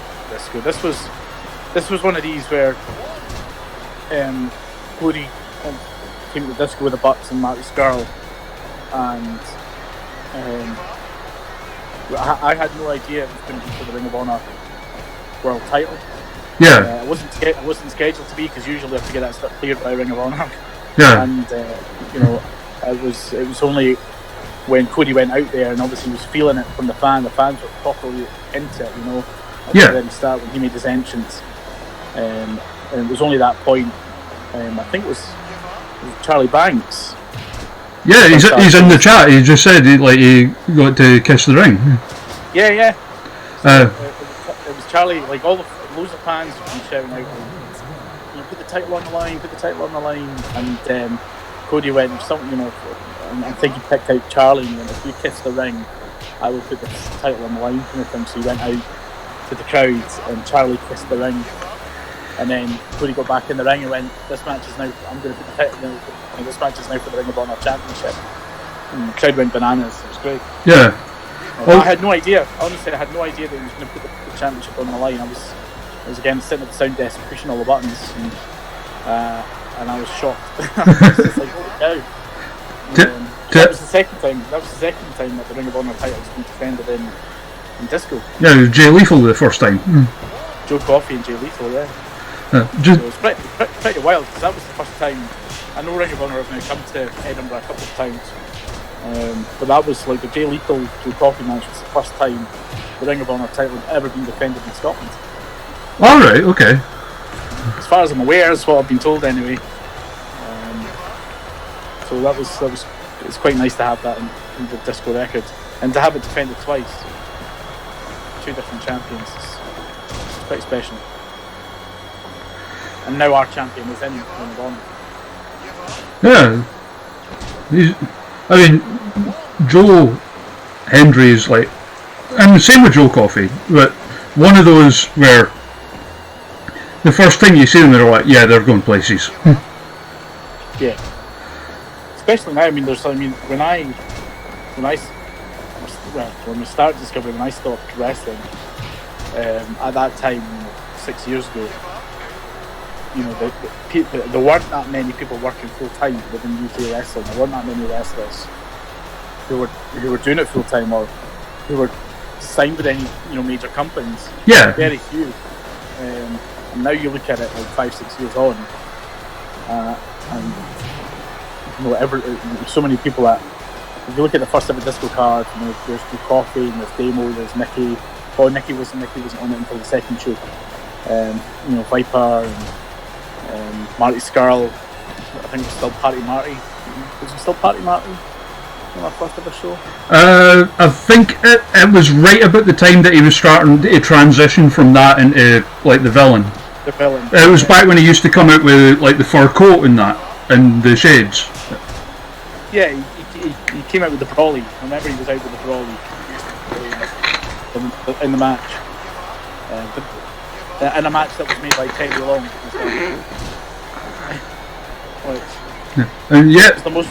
Which was the most random thing. It was that Teddy Long thing happened because obviously we had Prime Time on the show. And Prime Time's agent was the same agent as Teddy Long. Oh, okay. So the agent was just like, "Would you like Teddy Long to be on your show as well?" And we're like, "Well, what's this fee and what can he actually do on the show?" Because we're a new company. The budget is massive to bring loads of people in, and then so they told us what he was wanting, and they told us he would also need like really expensive kind of business class flights because for the legs or something like that, something to do with him having bad legs or something. And I was just like, and what's he going to do in the show? Well, he can be your GM, he can announce a match, and then to think that someone's going to pay an absolute fortune to bring someone in just to announce a match. It's just like, no, could he just record a video for us instead and put it on big screen? We got that, and that's when he announced the old tag team match. But it did happen, when we were having a promo of Prime Time, Marty and Joe, and then Teddy Long's music hit. I think a lot of people thought he was actually there because there was a bit of a oh look, there we go. We need a rubber match now. Crossface. Yeah, also, 2 submissions in a row. Dawnbreaker, yes, Joe Coffey is a big boy. Like, not tall, but built like the side of a house. 83% for Cody Rhodes BTD Gunn. So 87, so solid so far, but you've still got 4 matches to go. Yeah, but they need to pick up some steam. If it finished 87, would I avoid being bottom of the leaderboard? Yes. Right, that's fine. The lowest is Eddie Sideburns with 81.1. Right, okay. So Let's make sure we don't fall below Eddie. now, the second match of the card as well, along with St. DCT, where I made both the participants. Right. Right, here we go. I expect 100% here. Well, they have often been hitting like sort of high ratings when I've used them.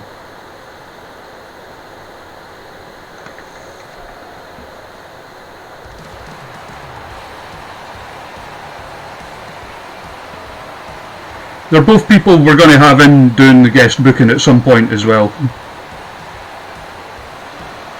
I mean, obviously, a lot of people, like, and wrestlers are no exception, have a lot of real life stuff going on right now that they have to deal with in that, but... What's this thing on our nameplate that says perverts? Toaster Perverts, it's one of the factions. Toaster perverts? Yeah. It got come up with during the charity stream. Right. So, like, we had Emily on for the charity stream, and we also had Amy Alonzi, Okay. who's, you know, lovely young girl that I would love to see booked at Discovery Wrestling. No, she's great. But so yeah, they're arguing over a toaster and fierce females, and also we also had a guy called Johnny Blood on with us, who is one of the main people in a streaming group called New Legacy Inc., who mostly do wrestling games. So he came. They do an annual charity thing as well, and he came in to help us out. So, for a joke, we made him in the game. He's on our roster. And the faction ended up being like him, Emily, Amy, and Danhausen, just to round it out to 4. Right. But at one point, Johnny and Amy ended up arguing about toaster ovens, because Amy had never heard of toaster ovens before. Right. And okay. Johnny called her a toast pervert at some point, and it just kind of stuck. So that was where the name came from. Right. Okay. And I have tried to coax Emily into calling her a toast pervert in a promo. Right. And Emily's someone I think will be up for that. I had a fear the reason might have been a bit more seedy, but that's fine. That's a fairly innocent reason.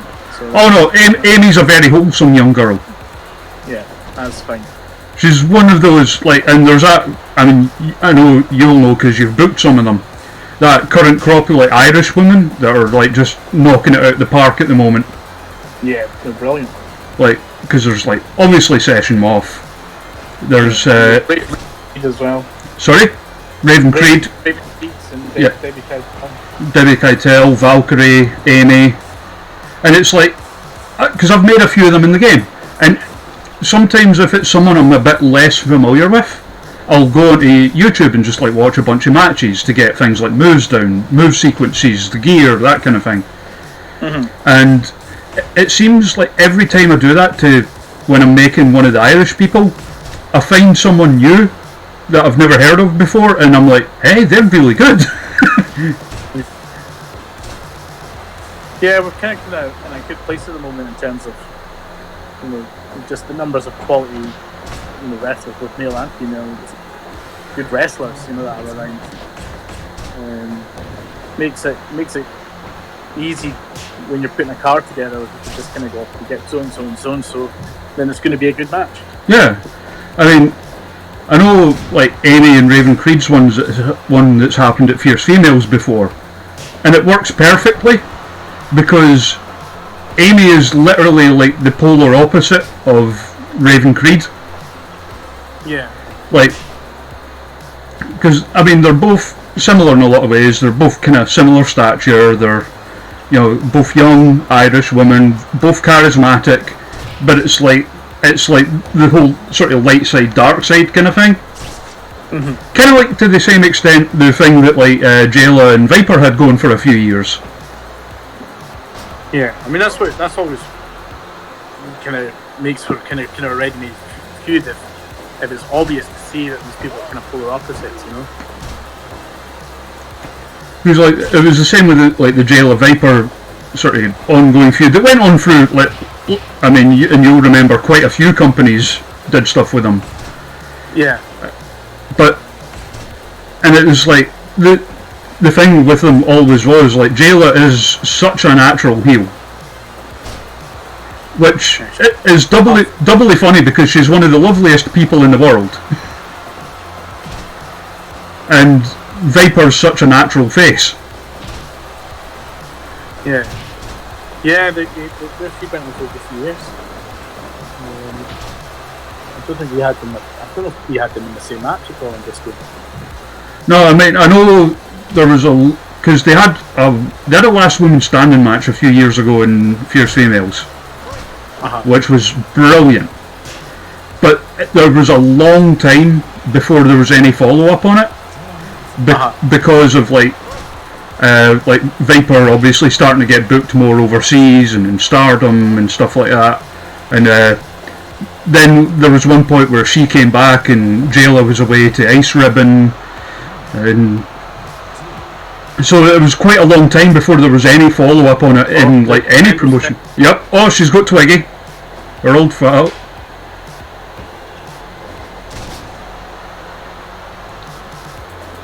And like Emily as well, I was delighted to see her getting booked in Discovery because I've always liked her. Yeah, she's awesome, man. I've known her for a lot of years, like even before Disco. And a lot of times it's just you know, there's only so many places on a card. Yeah. It's just like, oh, just stole a signature move. Oh. That's what that thing means. It happens randomly during some matches.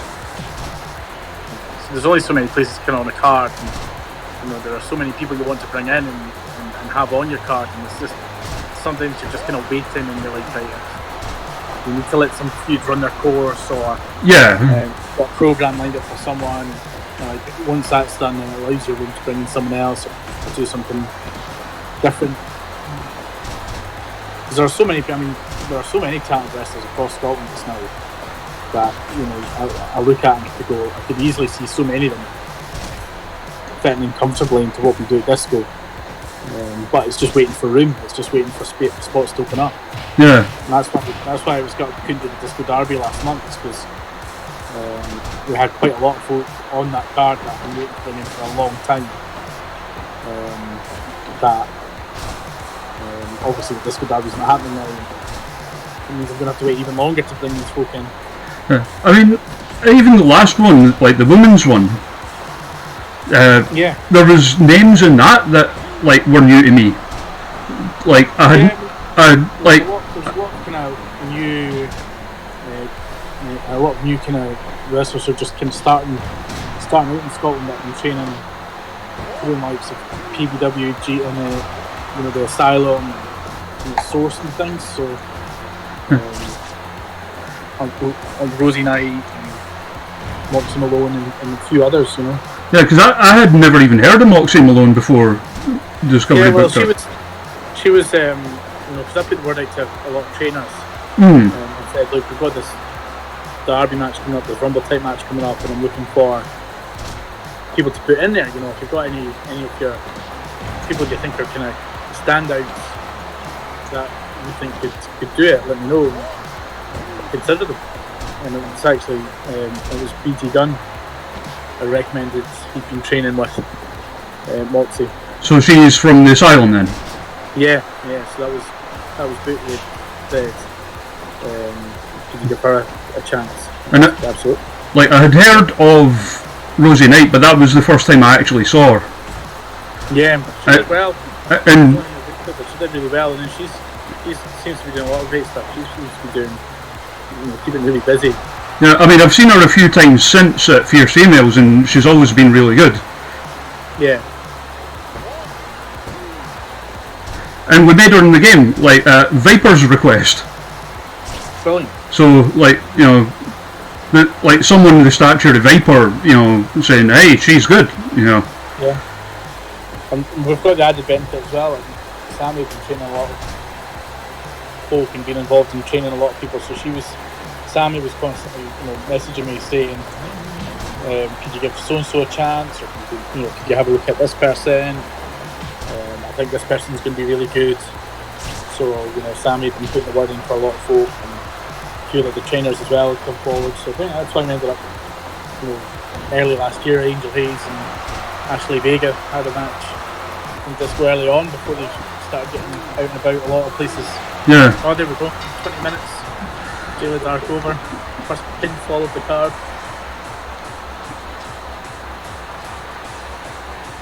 Well seen, I'm not in the crowd then, eh? What was that? Did you ever know about the curse? What's the curse? Hey, what did I say about 100%? Yeah, there we go.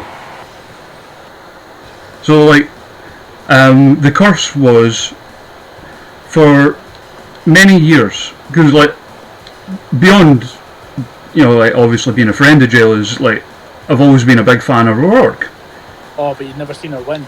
Yeah, and this went on for 4.5 years. Like, and not just in one company, but across companies. Even like... When did you eventually see her win? When was it through? It was the first Fierce Females show to run at the Shed. Right. So that was, I think, October 2017.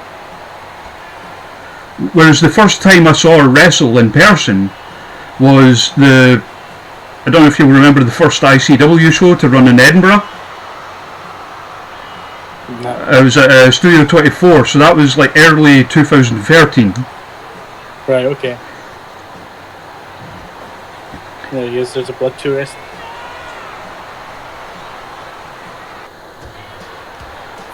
And here's the boy.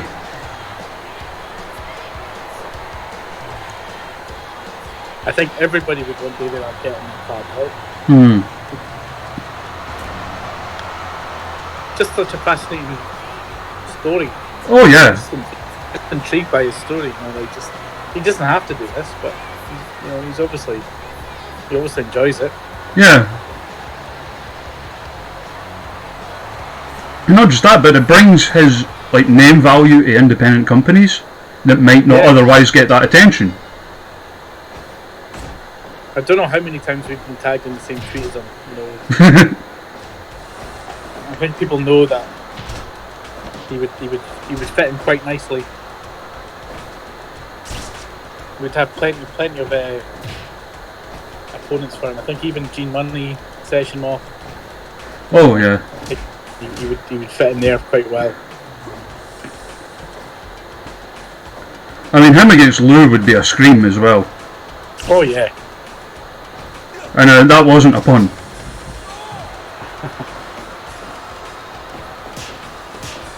You need to. I wonder if they've got like the early version of Luke and Trap.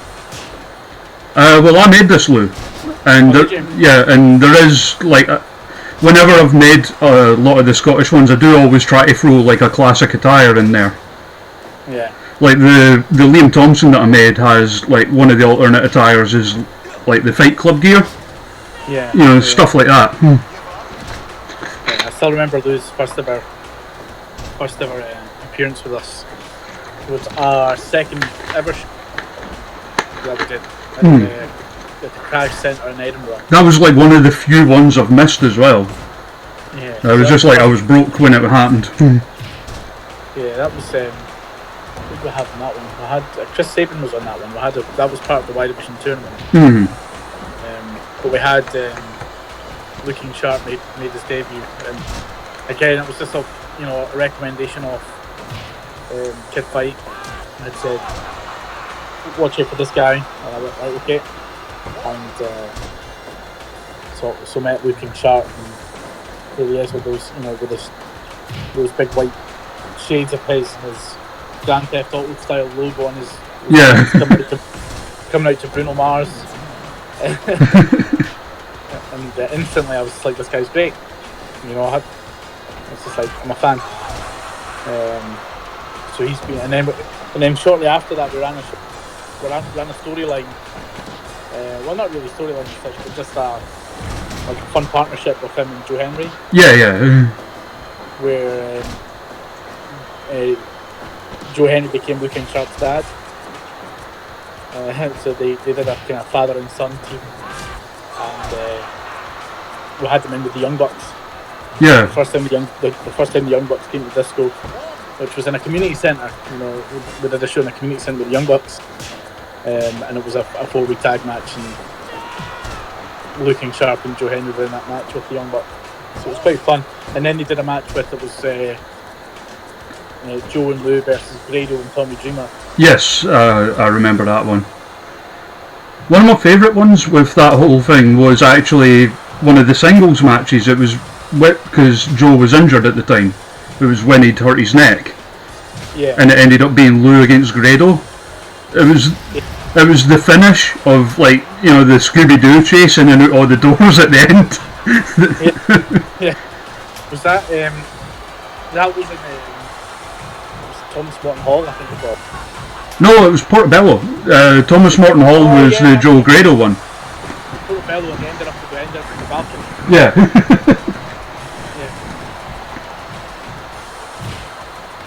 It's these things, like, obviously, you know, I book the matches, and I give the guys pretty much free reign over, you know, just go out and have some fun, doing, you know, whatever. And then, so when I'm watching the matches, it's all new to me as well.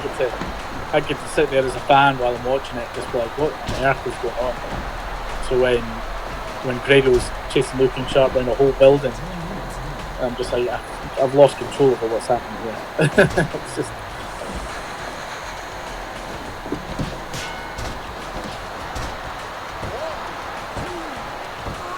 Oh, Lou gets the win. Squash? Well, nut shot, no less. Must have been all the weapon shots on the outside. Yeah.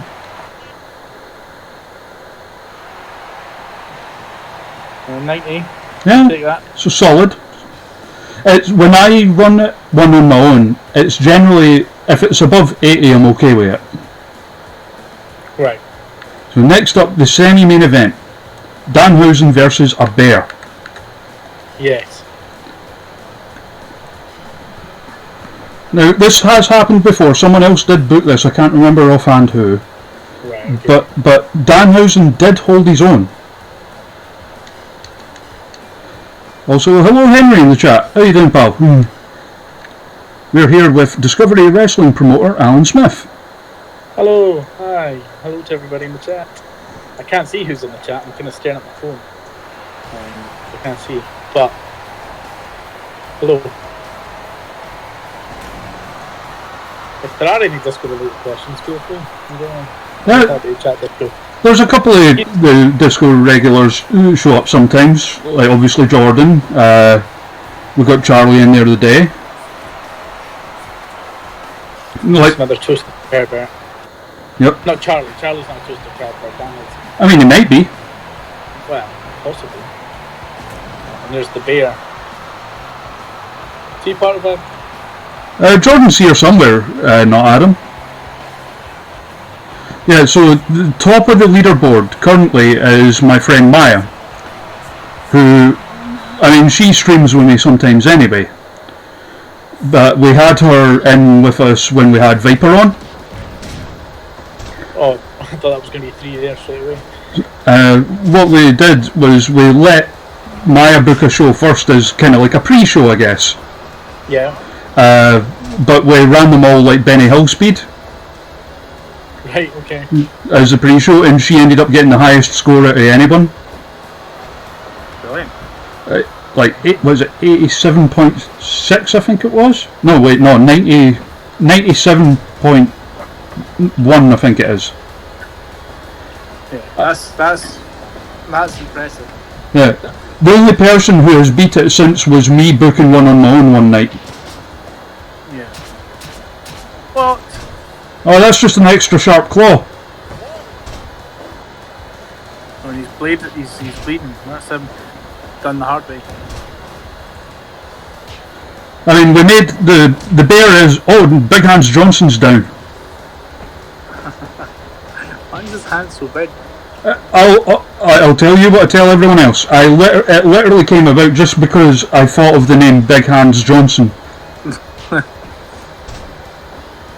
And it's the same with a lot of because we do other streams as well that's all like either fictional characters or dumb characters based on ourselves and stuff like that. Yeah. And a lot of the fictional ones, it's like someone will come up with a name and I'll go, right, that needs to be a character, and just make them in the game. Oh, nice. The referee's bleeding as well. Oh yeah, that usually happens when the ref goes down. Oh, Struggling here. no worries, Chainsaw. I'm glad you're here. I hope you're feeling a bit better now, mate. I hope you're doing good.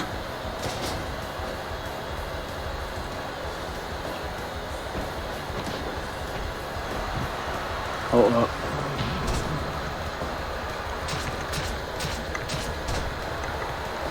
Kind of new jacking it in there, isn't it? Yeah, I mean, one of the things we do with most of our streams is it's a gag we do at the end, basically, where we at the end, because in this as well as wrestling matches, you can also do MMA fights.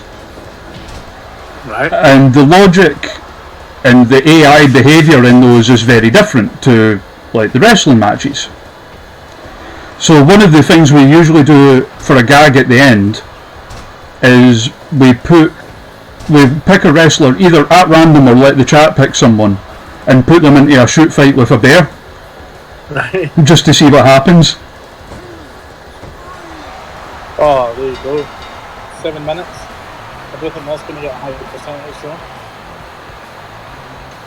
Right. I'm relying on the 6-man tag at the end to try and do something for me.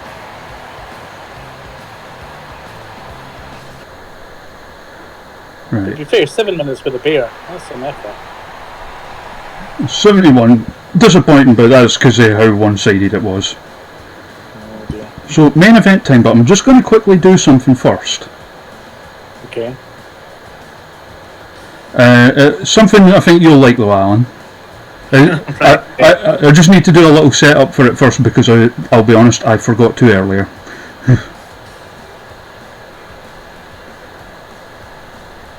Like me forgetting to set up something properly? Well, I never.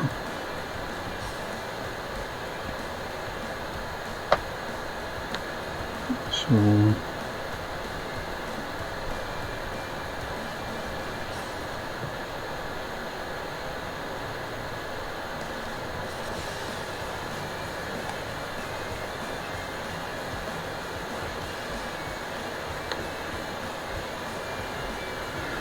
just be a few moments, folks. In the meantime, Alan, where can people find out more about Discovery Wrestling? Oh, that's a good question.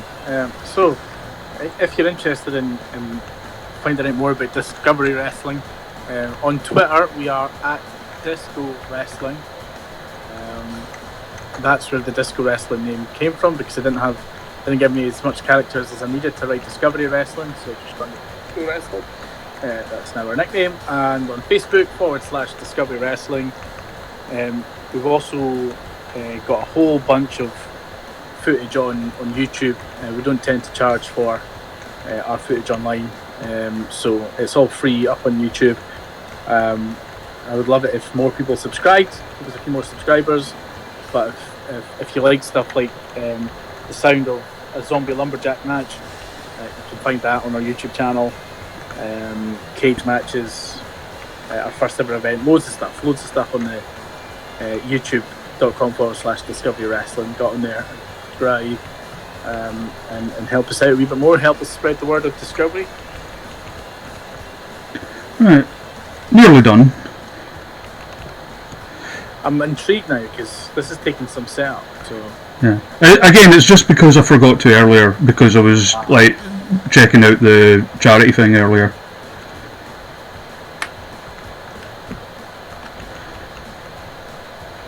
really hoping this last 6-man tag gets me the 100% because I'm not satisfied with an 87% average card rating. That last match killed us. Nearly done.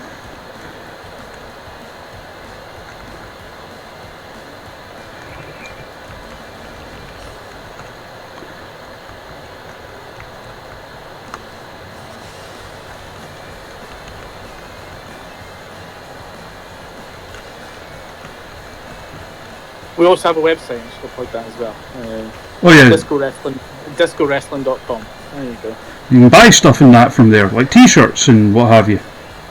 Not yet. Oh no! Oh yeah, because they're updating it, right? Yeah, we're updating the site. There is a website called partsunknown.co.uk which has got a lot of Discovery hoodies and t-shirts and things that we'll be adding to our shop. Got a brand new logo and things, pretty cool new t-shirt coming that we'll add to the store, but we're only going to do that once it's kind of in a good position for deliveries again. We don't want to be sending stuff out unnecessarily at this time. Okay, so Alan, Yes. what happens before the main event at Discovery Wrestling? Everybody's favourite part of the show Which is? is the raffle. That's right, the raffle, and we're going to do a raffle right now.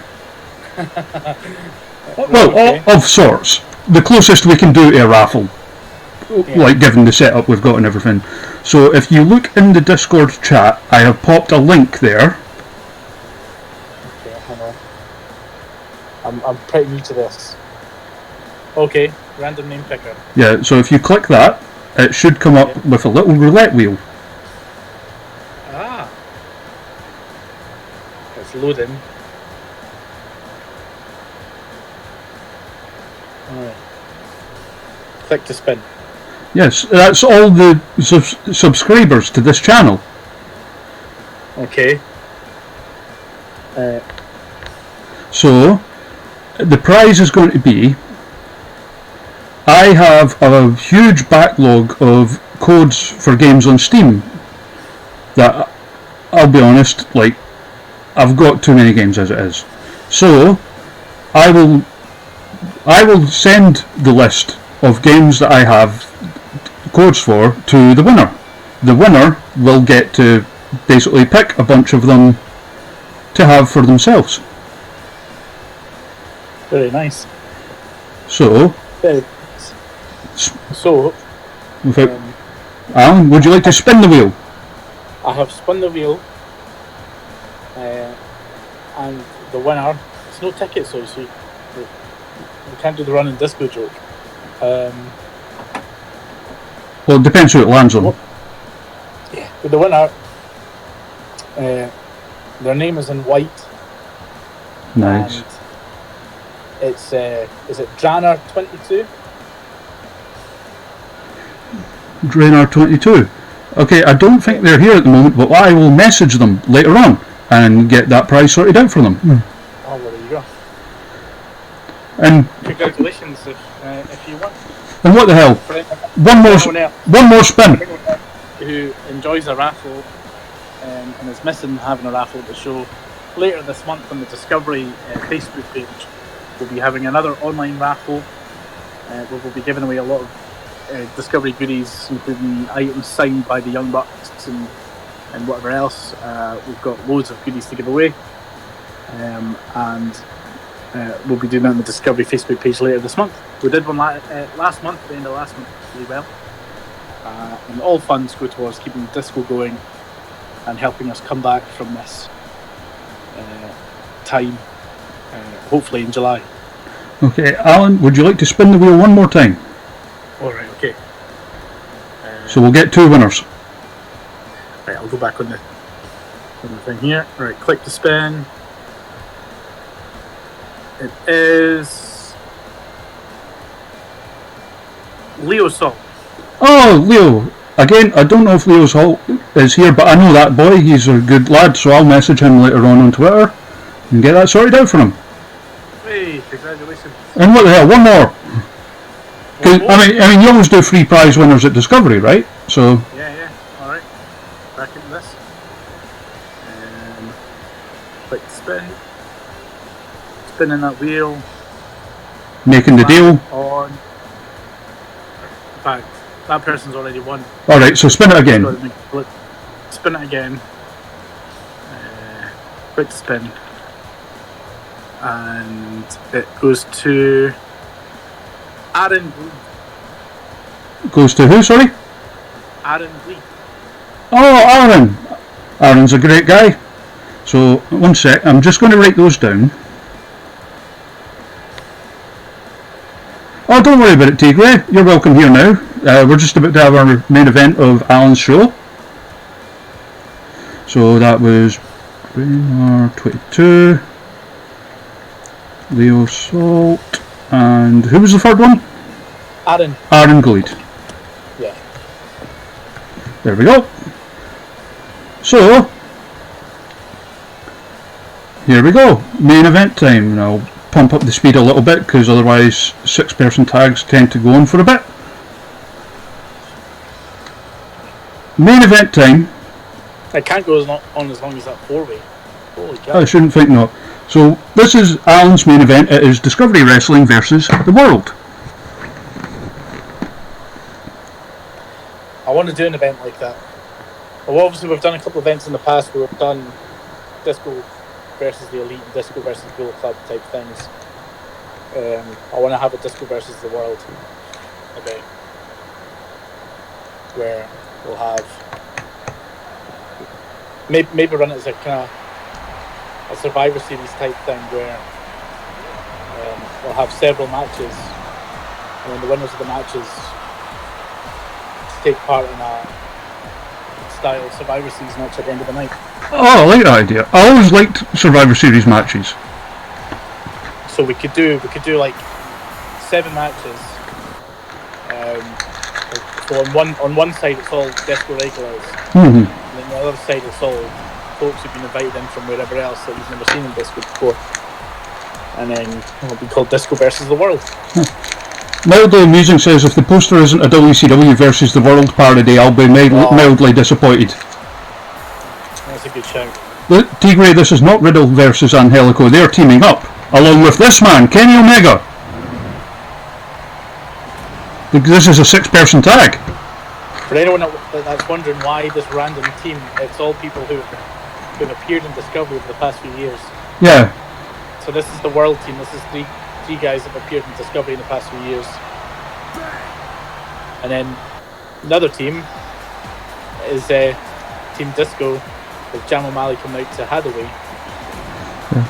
You'll notice Kenny, because Kenny's actually in the game, because he was still with New Japan when the DLC for that came out. He actually has like recorded voice parts as well. Oh, nice.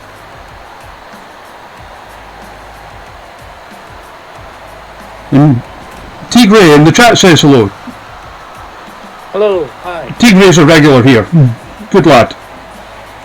And there's Andy Wilde. The Breville World Champion. Andy Wilde versus a bear would be a fair fight. I'm sure we've done that. The bear has wrestled a lot. Yeah, I would imagine the bear's on every card. It would be like the circus that's to them. Although circuses shouldn't have wild animals either.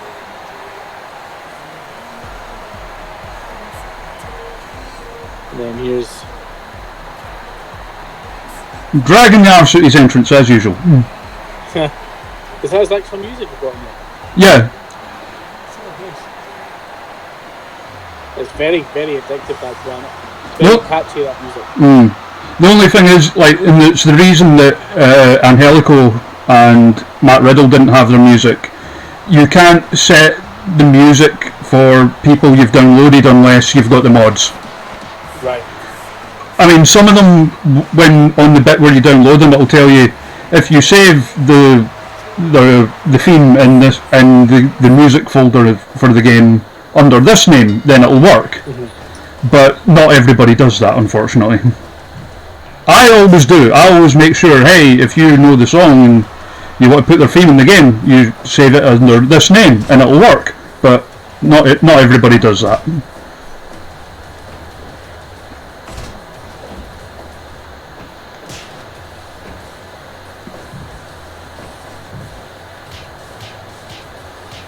And when we signed Riddle in this, because Riddle was one of the... We basically, when WWE went under in the game, we signed Riddle and Rusev. Good picks. And one of the first matches we did was Riddle against Joe Hendry. Yeah. That makes sense. Because they both got the amateur background. Yeah, as Jim says in the chat, you can do it if you make a copy of them as well, which I've done for some of them. Like the Martin Kirby that I downloaded, I did make some adjustments to that. Same with the Chris Travis that I downloaded.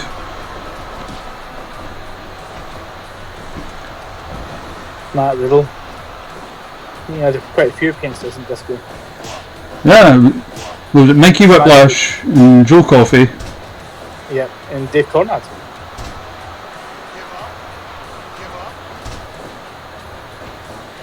Which Dave Conrad has said is one of his favourite matches. Yeah, yeah. I think everyone who's wrestled Matt Riddle has said it's one of their favourite. I think Whippy said that as well. But his match with Matt Riddle is one of his favourite matches.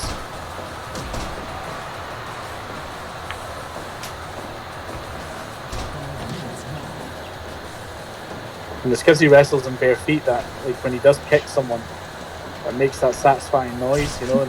Yeah. The thing is as well, because obviously, you've booked him a number of times, so you'll know he's just like a lovely, lovely guy. Oh, he's so easy going, man. Like, he was so, yeah, he was great to have about. Nothing was ever a problem. Nothing was ever an issue. And then, like meeting fans before, after, during the event, we loved it. And you actually, took a lot of enjoy out of doing that, because you do kind of, of course there are some folks who'd rather not, they'd just rather turn up and do their match and kind of go away again. But yeah, he was one who, he loved going out there and taking all the photos and things. I mean, like the first one, I remember, like I bumped into him on my way out, and I went up to him just to say, "Hey, really enjoyed your match. Hope you're able to come back sometime." And he ended up speaking to me for about 20 minutes. Yeah. He's just generally that cool, he's just... But then there's the flip side of it, which is when he's, like, during the match, if the match calls for, like, him as a character losing his temper, he looks terrifying. Yeah, well, that's that, and, his background is legit. Mm. So, if he wanted to properly kick in the head, he could easily do that. It's no bother for him. Poor Jam on the outside, getting done by, oh, there you go, Jam, fight back. I mean, this isn't in the Jam House, so it's no Jam's rules. No. So I did a podcast a couple of years ago when someone made the connection that we seem to use a lot of kind of food-related venues. Jam House and the Corn Exchange.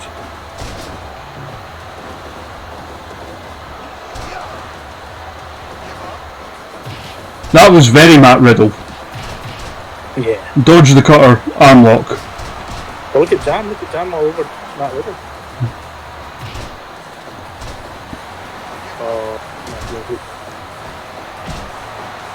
Jam again,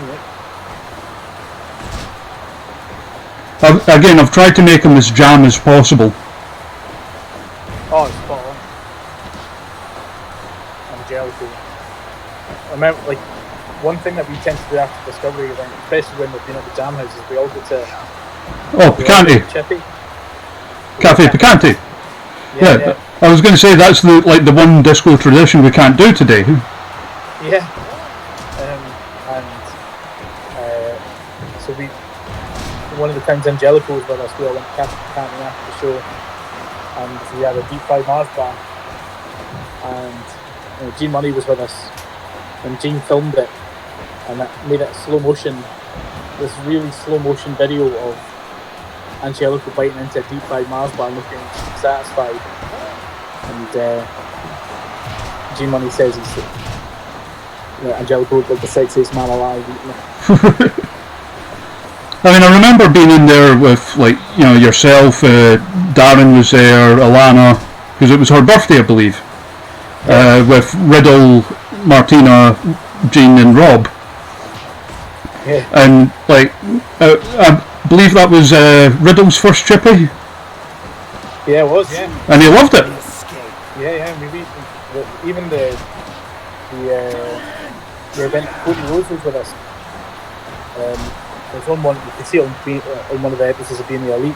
Mm-hmm. Them you can't because they usually after the show would be like a TGIs or something. Yeah. Went into, but you know, this is Edinburgh. Oh no, in 17 minutes. They would end up. There was nothing open in Edinburgh midweek night apart from takeaways. Yeah. So the guys ended up taking them to Cafe Picante, and they loved it. 84%. That's not good. It was decent. Oh. So you hit 86 overall. Yeah. So you're not bottom. 86.7, and the show was considered a success. Oh, there we go. And this is the bit where it shows you other companies and you get all these random teams thrown together. In the entirety of the time we've been doing it, and it tells you so and so have won the tag titles in this company. And I think once it's actually been a real tag team.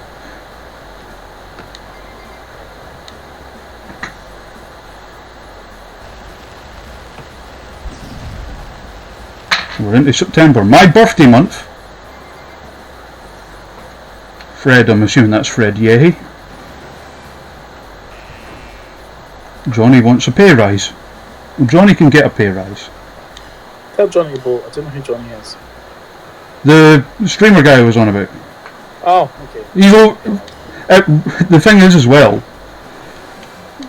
when you have a roster in this game, the roster you start off with, all start like sort of the low end of the sort of overness scale, regardless of who they are.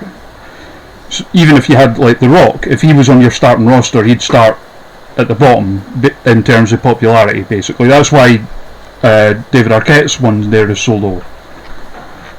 Yeah. Whereas everyone else, it kind of randomizes it based on like their skills, their charisma, that kind of thing. And as you can see, Johnny's is quite high. The popularity is the letters, like, so it's S-A-B-A, S being the highest, obviously. And the different ones is like for different regions, like it's like America, Japan, Latin America, Europe. Oh, thank you, Chainsaw. I did very badly on John's stream. Very, very badly. So yeah, so that's that show done. So judging by your guest booker leaderboard, I think I'm bottom. You're not. Eddie's bottom. Oh. Eddie. The bottom one here says 87.9%. Yeah, that's the old one. That's outdated. So right. Yeah, that's fine. Eddie hit 81.1. Right, that's fine. So I'm second bottom. Yes, and besides, Well. and I've made the same offer to Eddie as well. You can come back at another point when we've got the mods up and running the game, so you will have the same like advantages that everyone else had. Well, I'm satisfied. I did say I'm not fussed about being the best as long as I'm not the worst. So I can log off now, satisfied in the knowledge that I'm not bottom. But here's the thing. Remember I said we had a tradition? Yes. A bear and a shoot fight. Alright, okay. So I have something special lined up for this. Oh no. Don't tell me. What am I not to tell you? I knew. I had a feeling this was going to happen. As soon as you said I've got something special lined up. Well, you can say that your final match was a shoot fight against a bear. Well, that's it's better than losing to Simon Shady, I guess. Yeah, and plus, as you can see, like I've tried to go for that attire. Oh yeah, and I've actually got muscles in that. That's not bad. I mean, good nick in this game. I'm happy with that.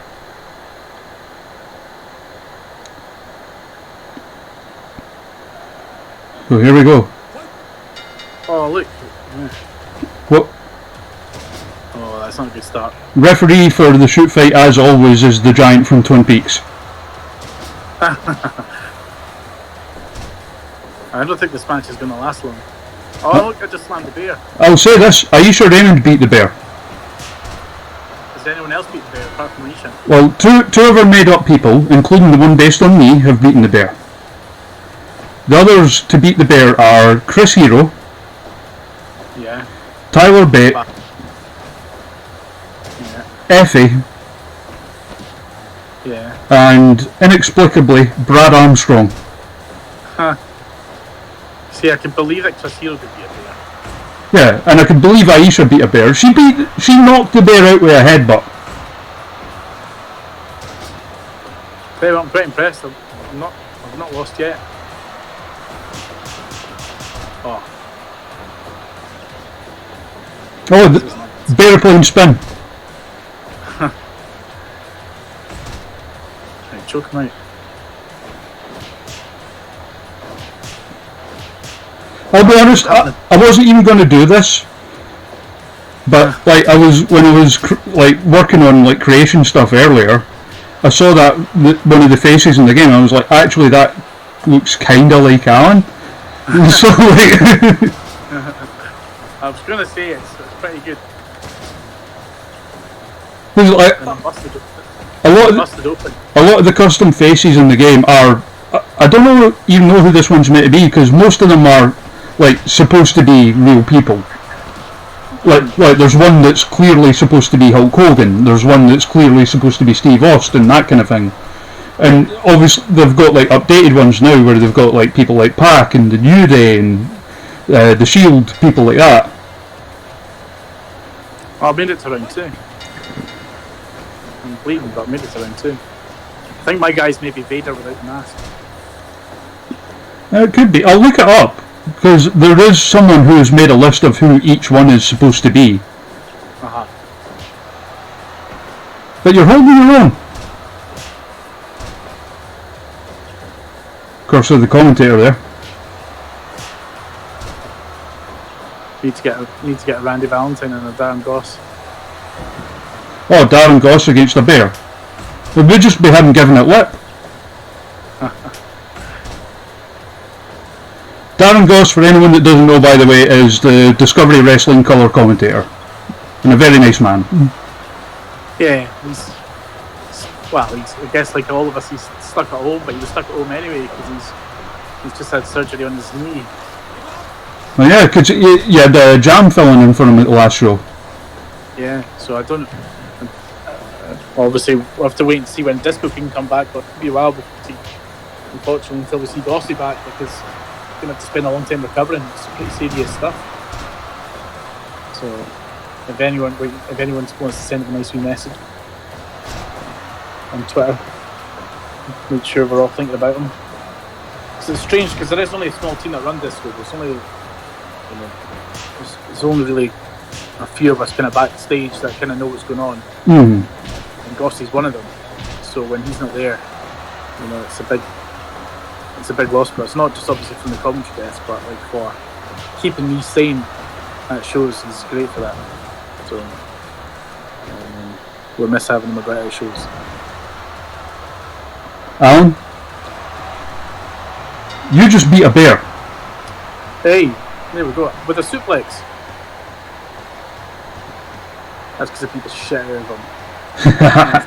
Bye. I did what Danhausen couldn't do. I beat a bear. And with Danhausen, it was a wrestling match. That was a shoot fight. Well, there you go. And 86% as well. It's the highest rating I've had for England matches ever. Yeah. It is generally harder to get high ratings with someone who's classed as a wrestler in a shoot fight, though. So So that's pretty good as well. So now we'll do it properly. Should we do it random, or should we have the chat pick someone? Oh, let's have the chat pick someone. Let's bring the guys into it. Okay, chat. Who would you like to fight? A bear in a shoot fight?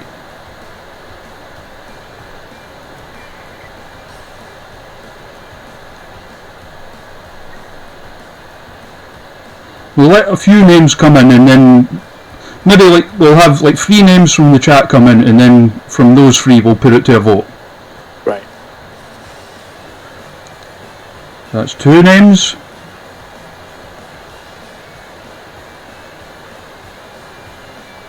Okay, so we've had 3 names in: Michael Elgin, LJ Cleary, and Warhorse. I always have to go for Warhorse out of them 3.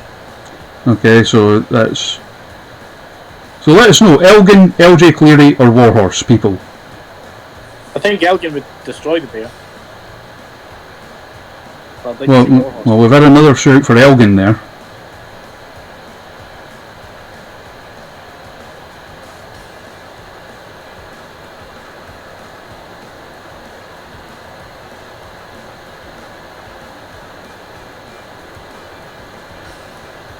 This is where I have to remember where in the bloody game Mike Elgin is.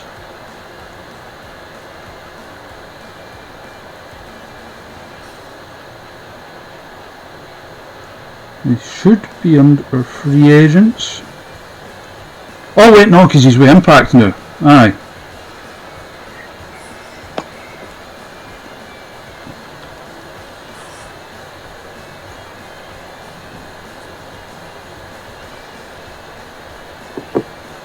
So yeah, so since another vote came in for him, Mike Elgin versus a bear.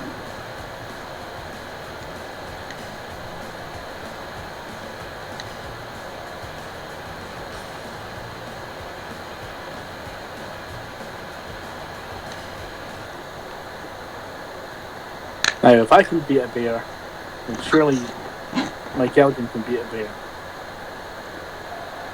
I don't know, I mean, one of the suggestions there was Warhorse, who we have actually had wrestle the bear before, and Warhorse lost.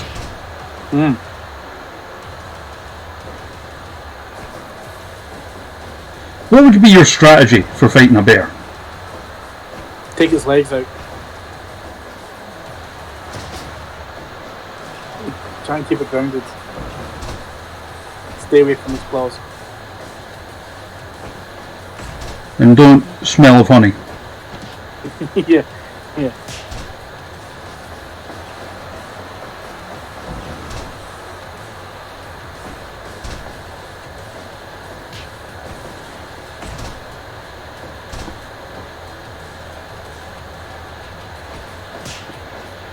Chop a bear. Okay. The bear's taking it to him. What is that? Because you said it was just a big claw. Yeah, it's a scythe. It's a scythe. It's supposed to be Atsushi Onita. Ah, I see.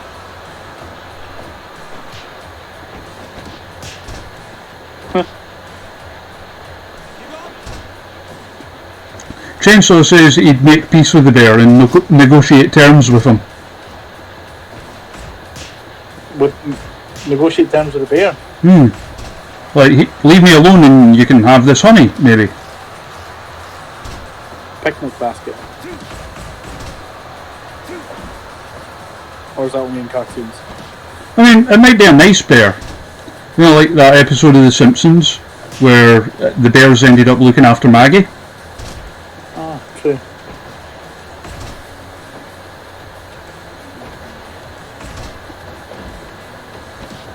I mean, not all bears are bad.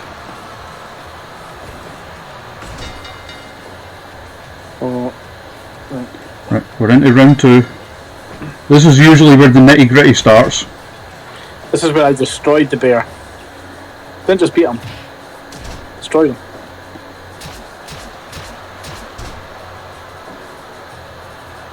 He's still not bleeding.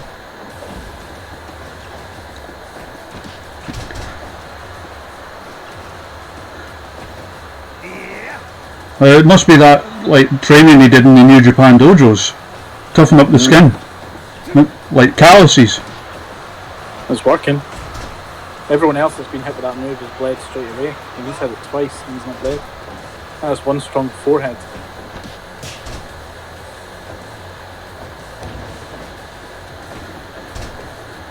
I think the crowd are rooting for the bear here.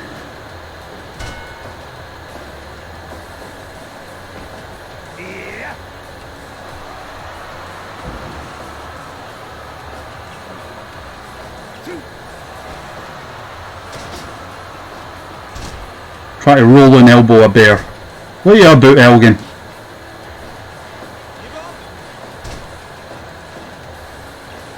I think this fight might go the distance.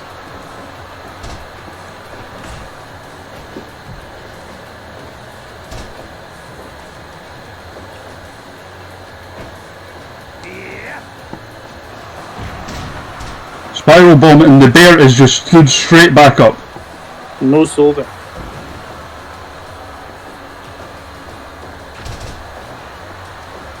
I mean, our bear is tough.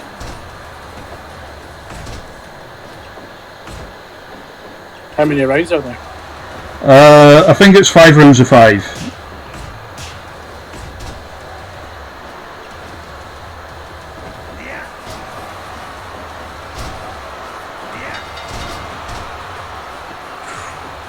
Jeez. I don't know if the bear was saved by the bell there. Oh, now he's bleeding. Now we've got colour. Here we go. Now we've got a fight on our hands. And Elgin takes down the bear. I might need to relook. Oh, there you go. The bear's been losing a lot recently. Don't make Elgin bleed, because look what happens. That was instant. The crowd are shocked. Shocked, I say. The bear was probably beaten down after I wasted him. That's a fair point. The effects of that. Elgin had an unfair advantage. I think so. Well, that'll about wrap it. I would like to very much thank Alan Smith for coming in here and joining me. Thanks very much for having me on. First time experiencing Fire Pro Wrestling. I'm sure it won't be the last.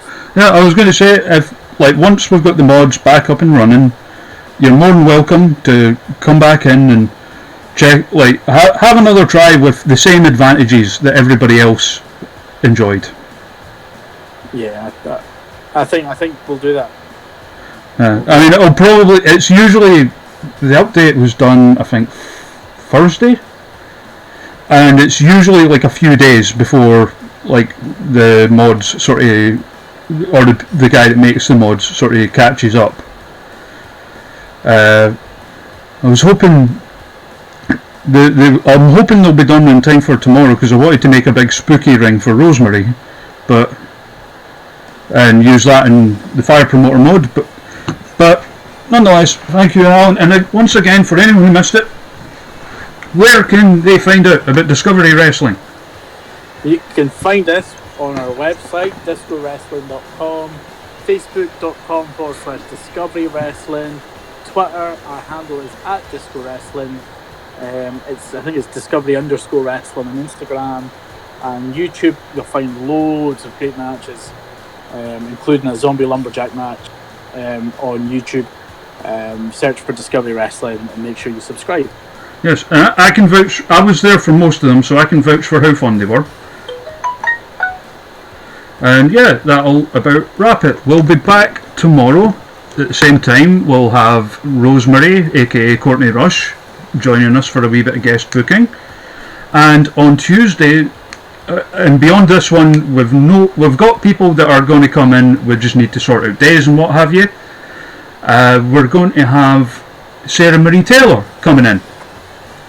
And yeah, people in the chat saying, nice to meet you, Alan, and they can't wait to see more of Discovery. Awesome. Thanks so much to everybody that's been patient with me getting through this. And yeah, hopefully you guys will check out Discovery and help us spread the word. So thanks again. No problem at all. And I've just noticed because a lot of wrestlers are streaming these days, because there's little else to do. And I've just noticed Mia Yim is streaming.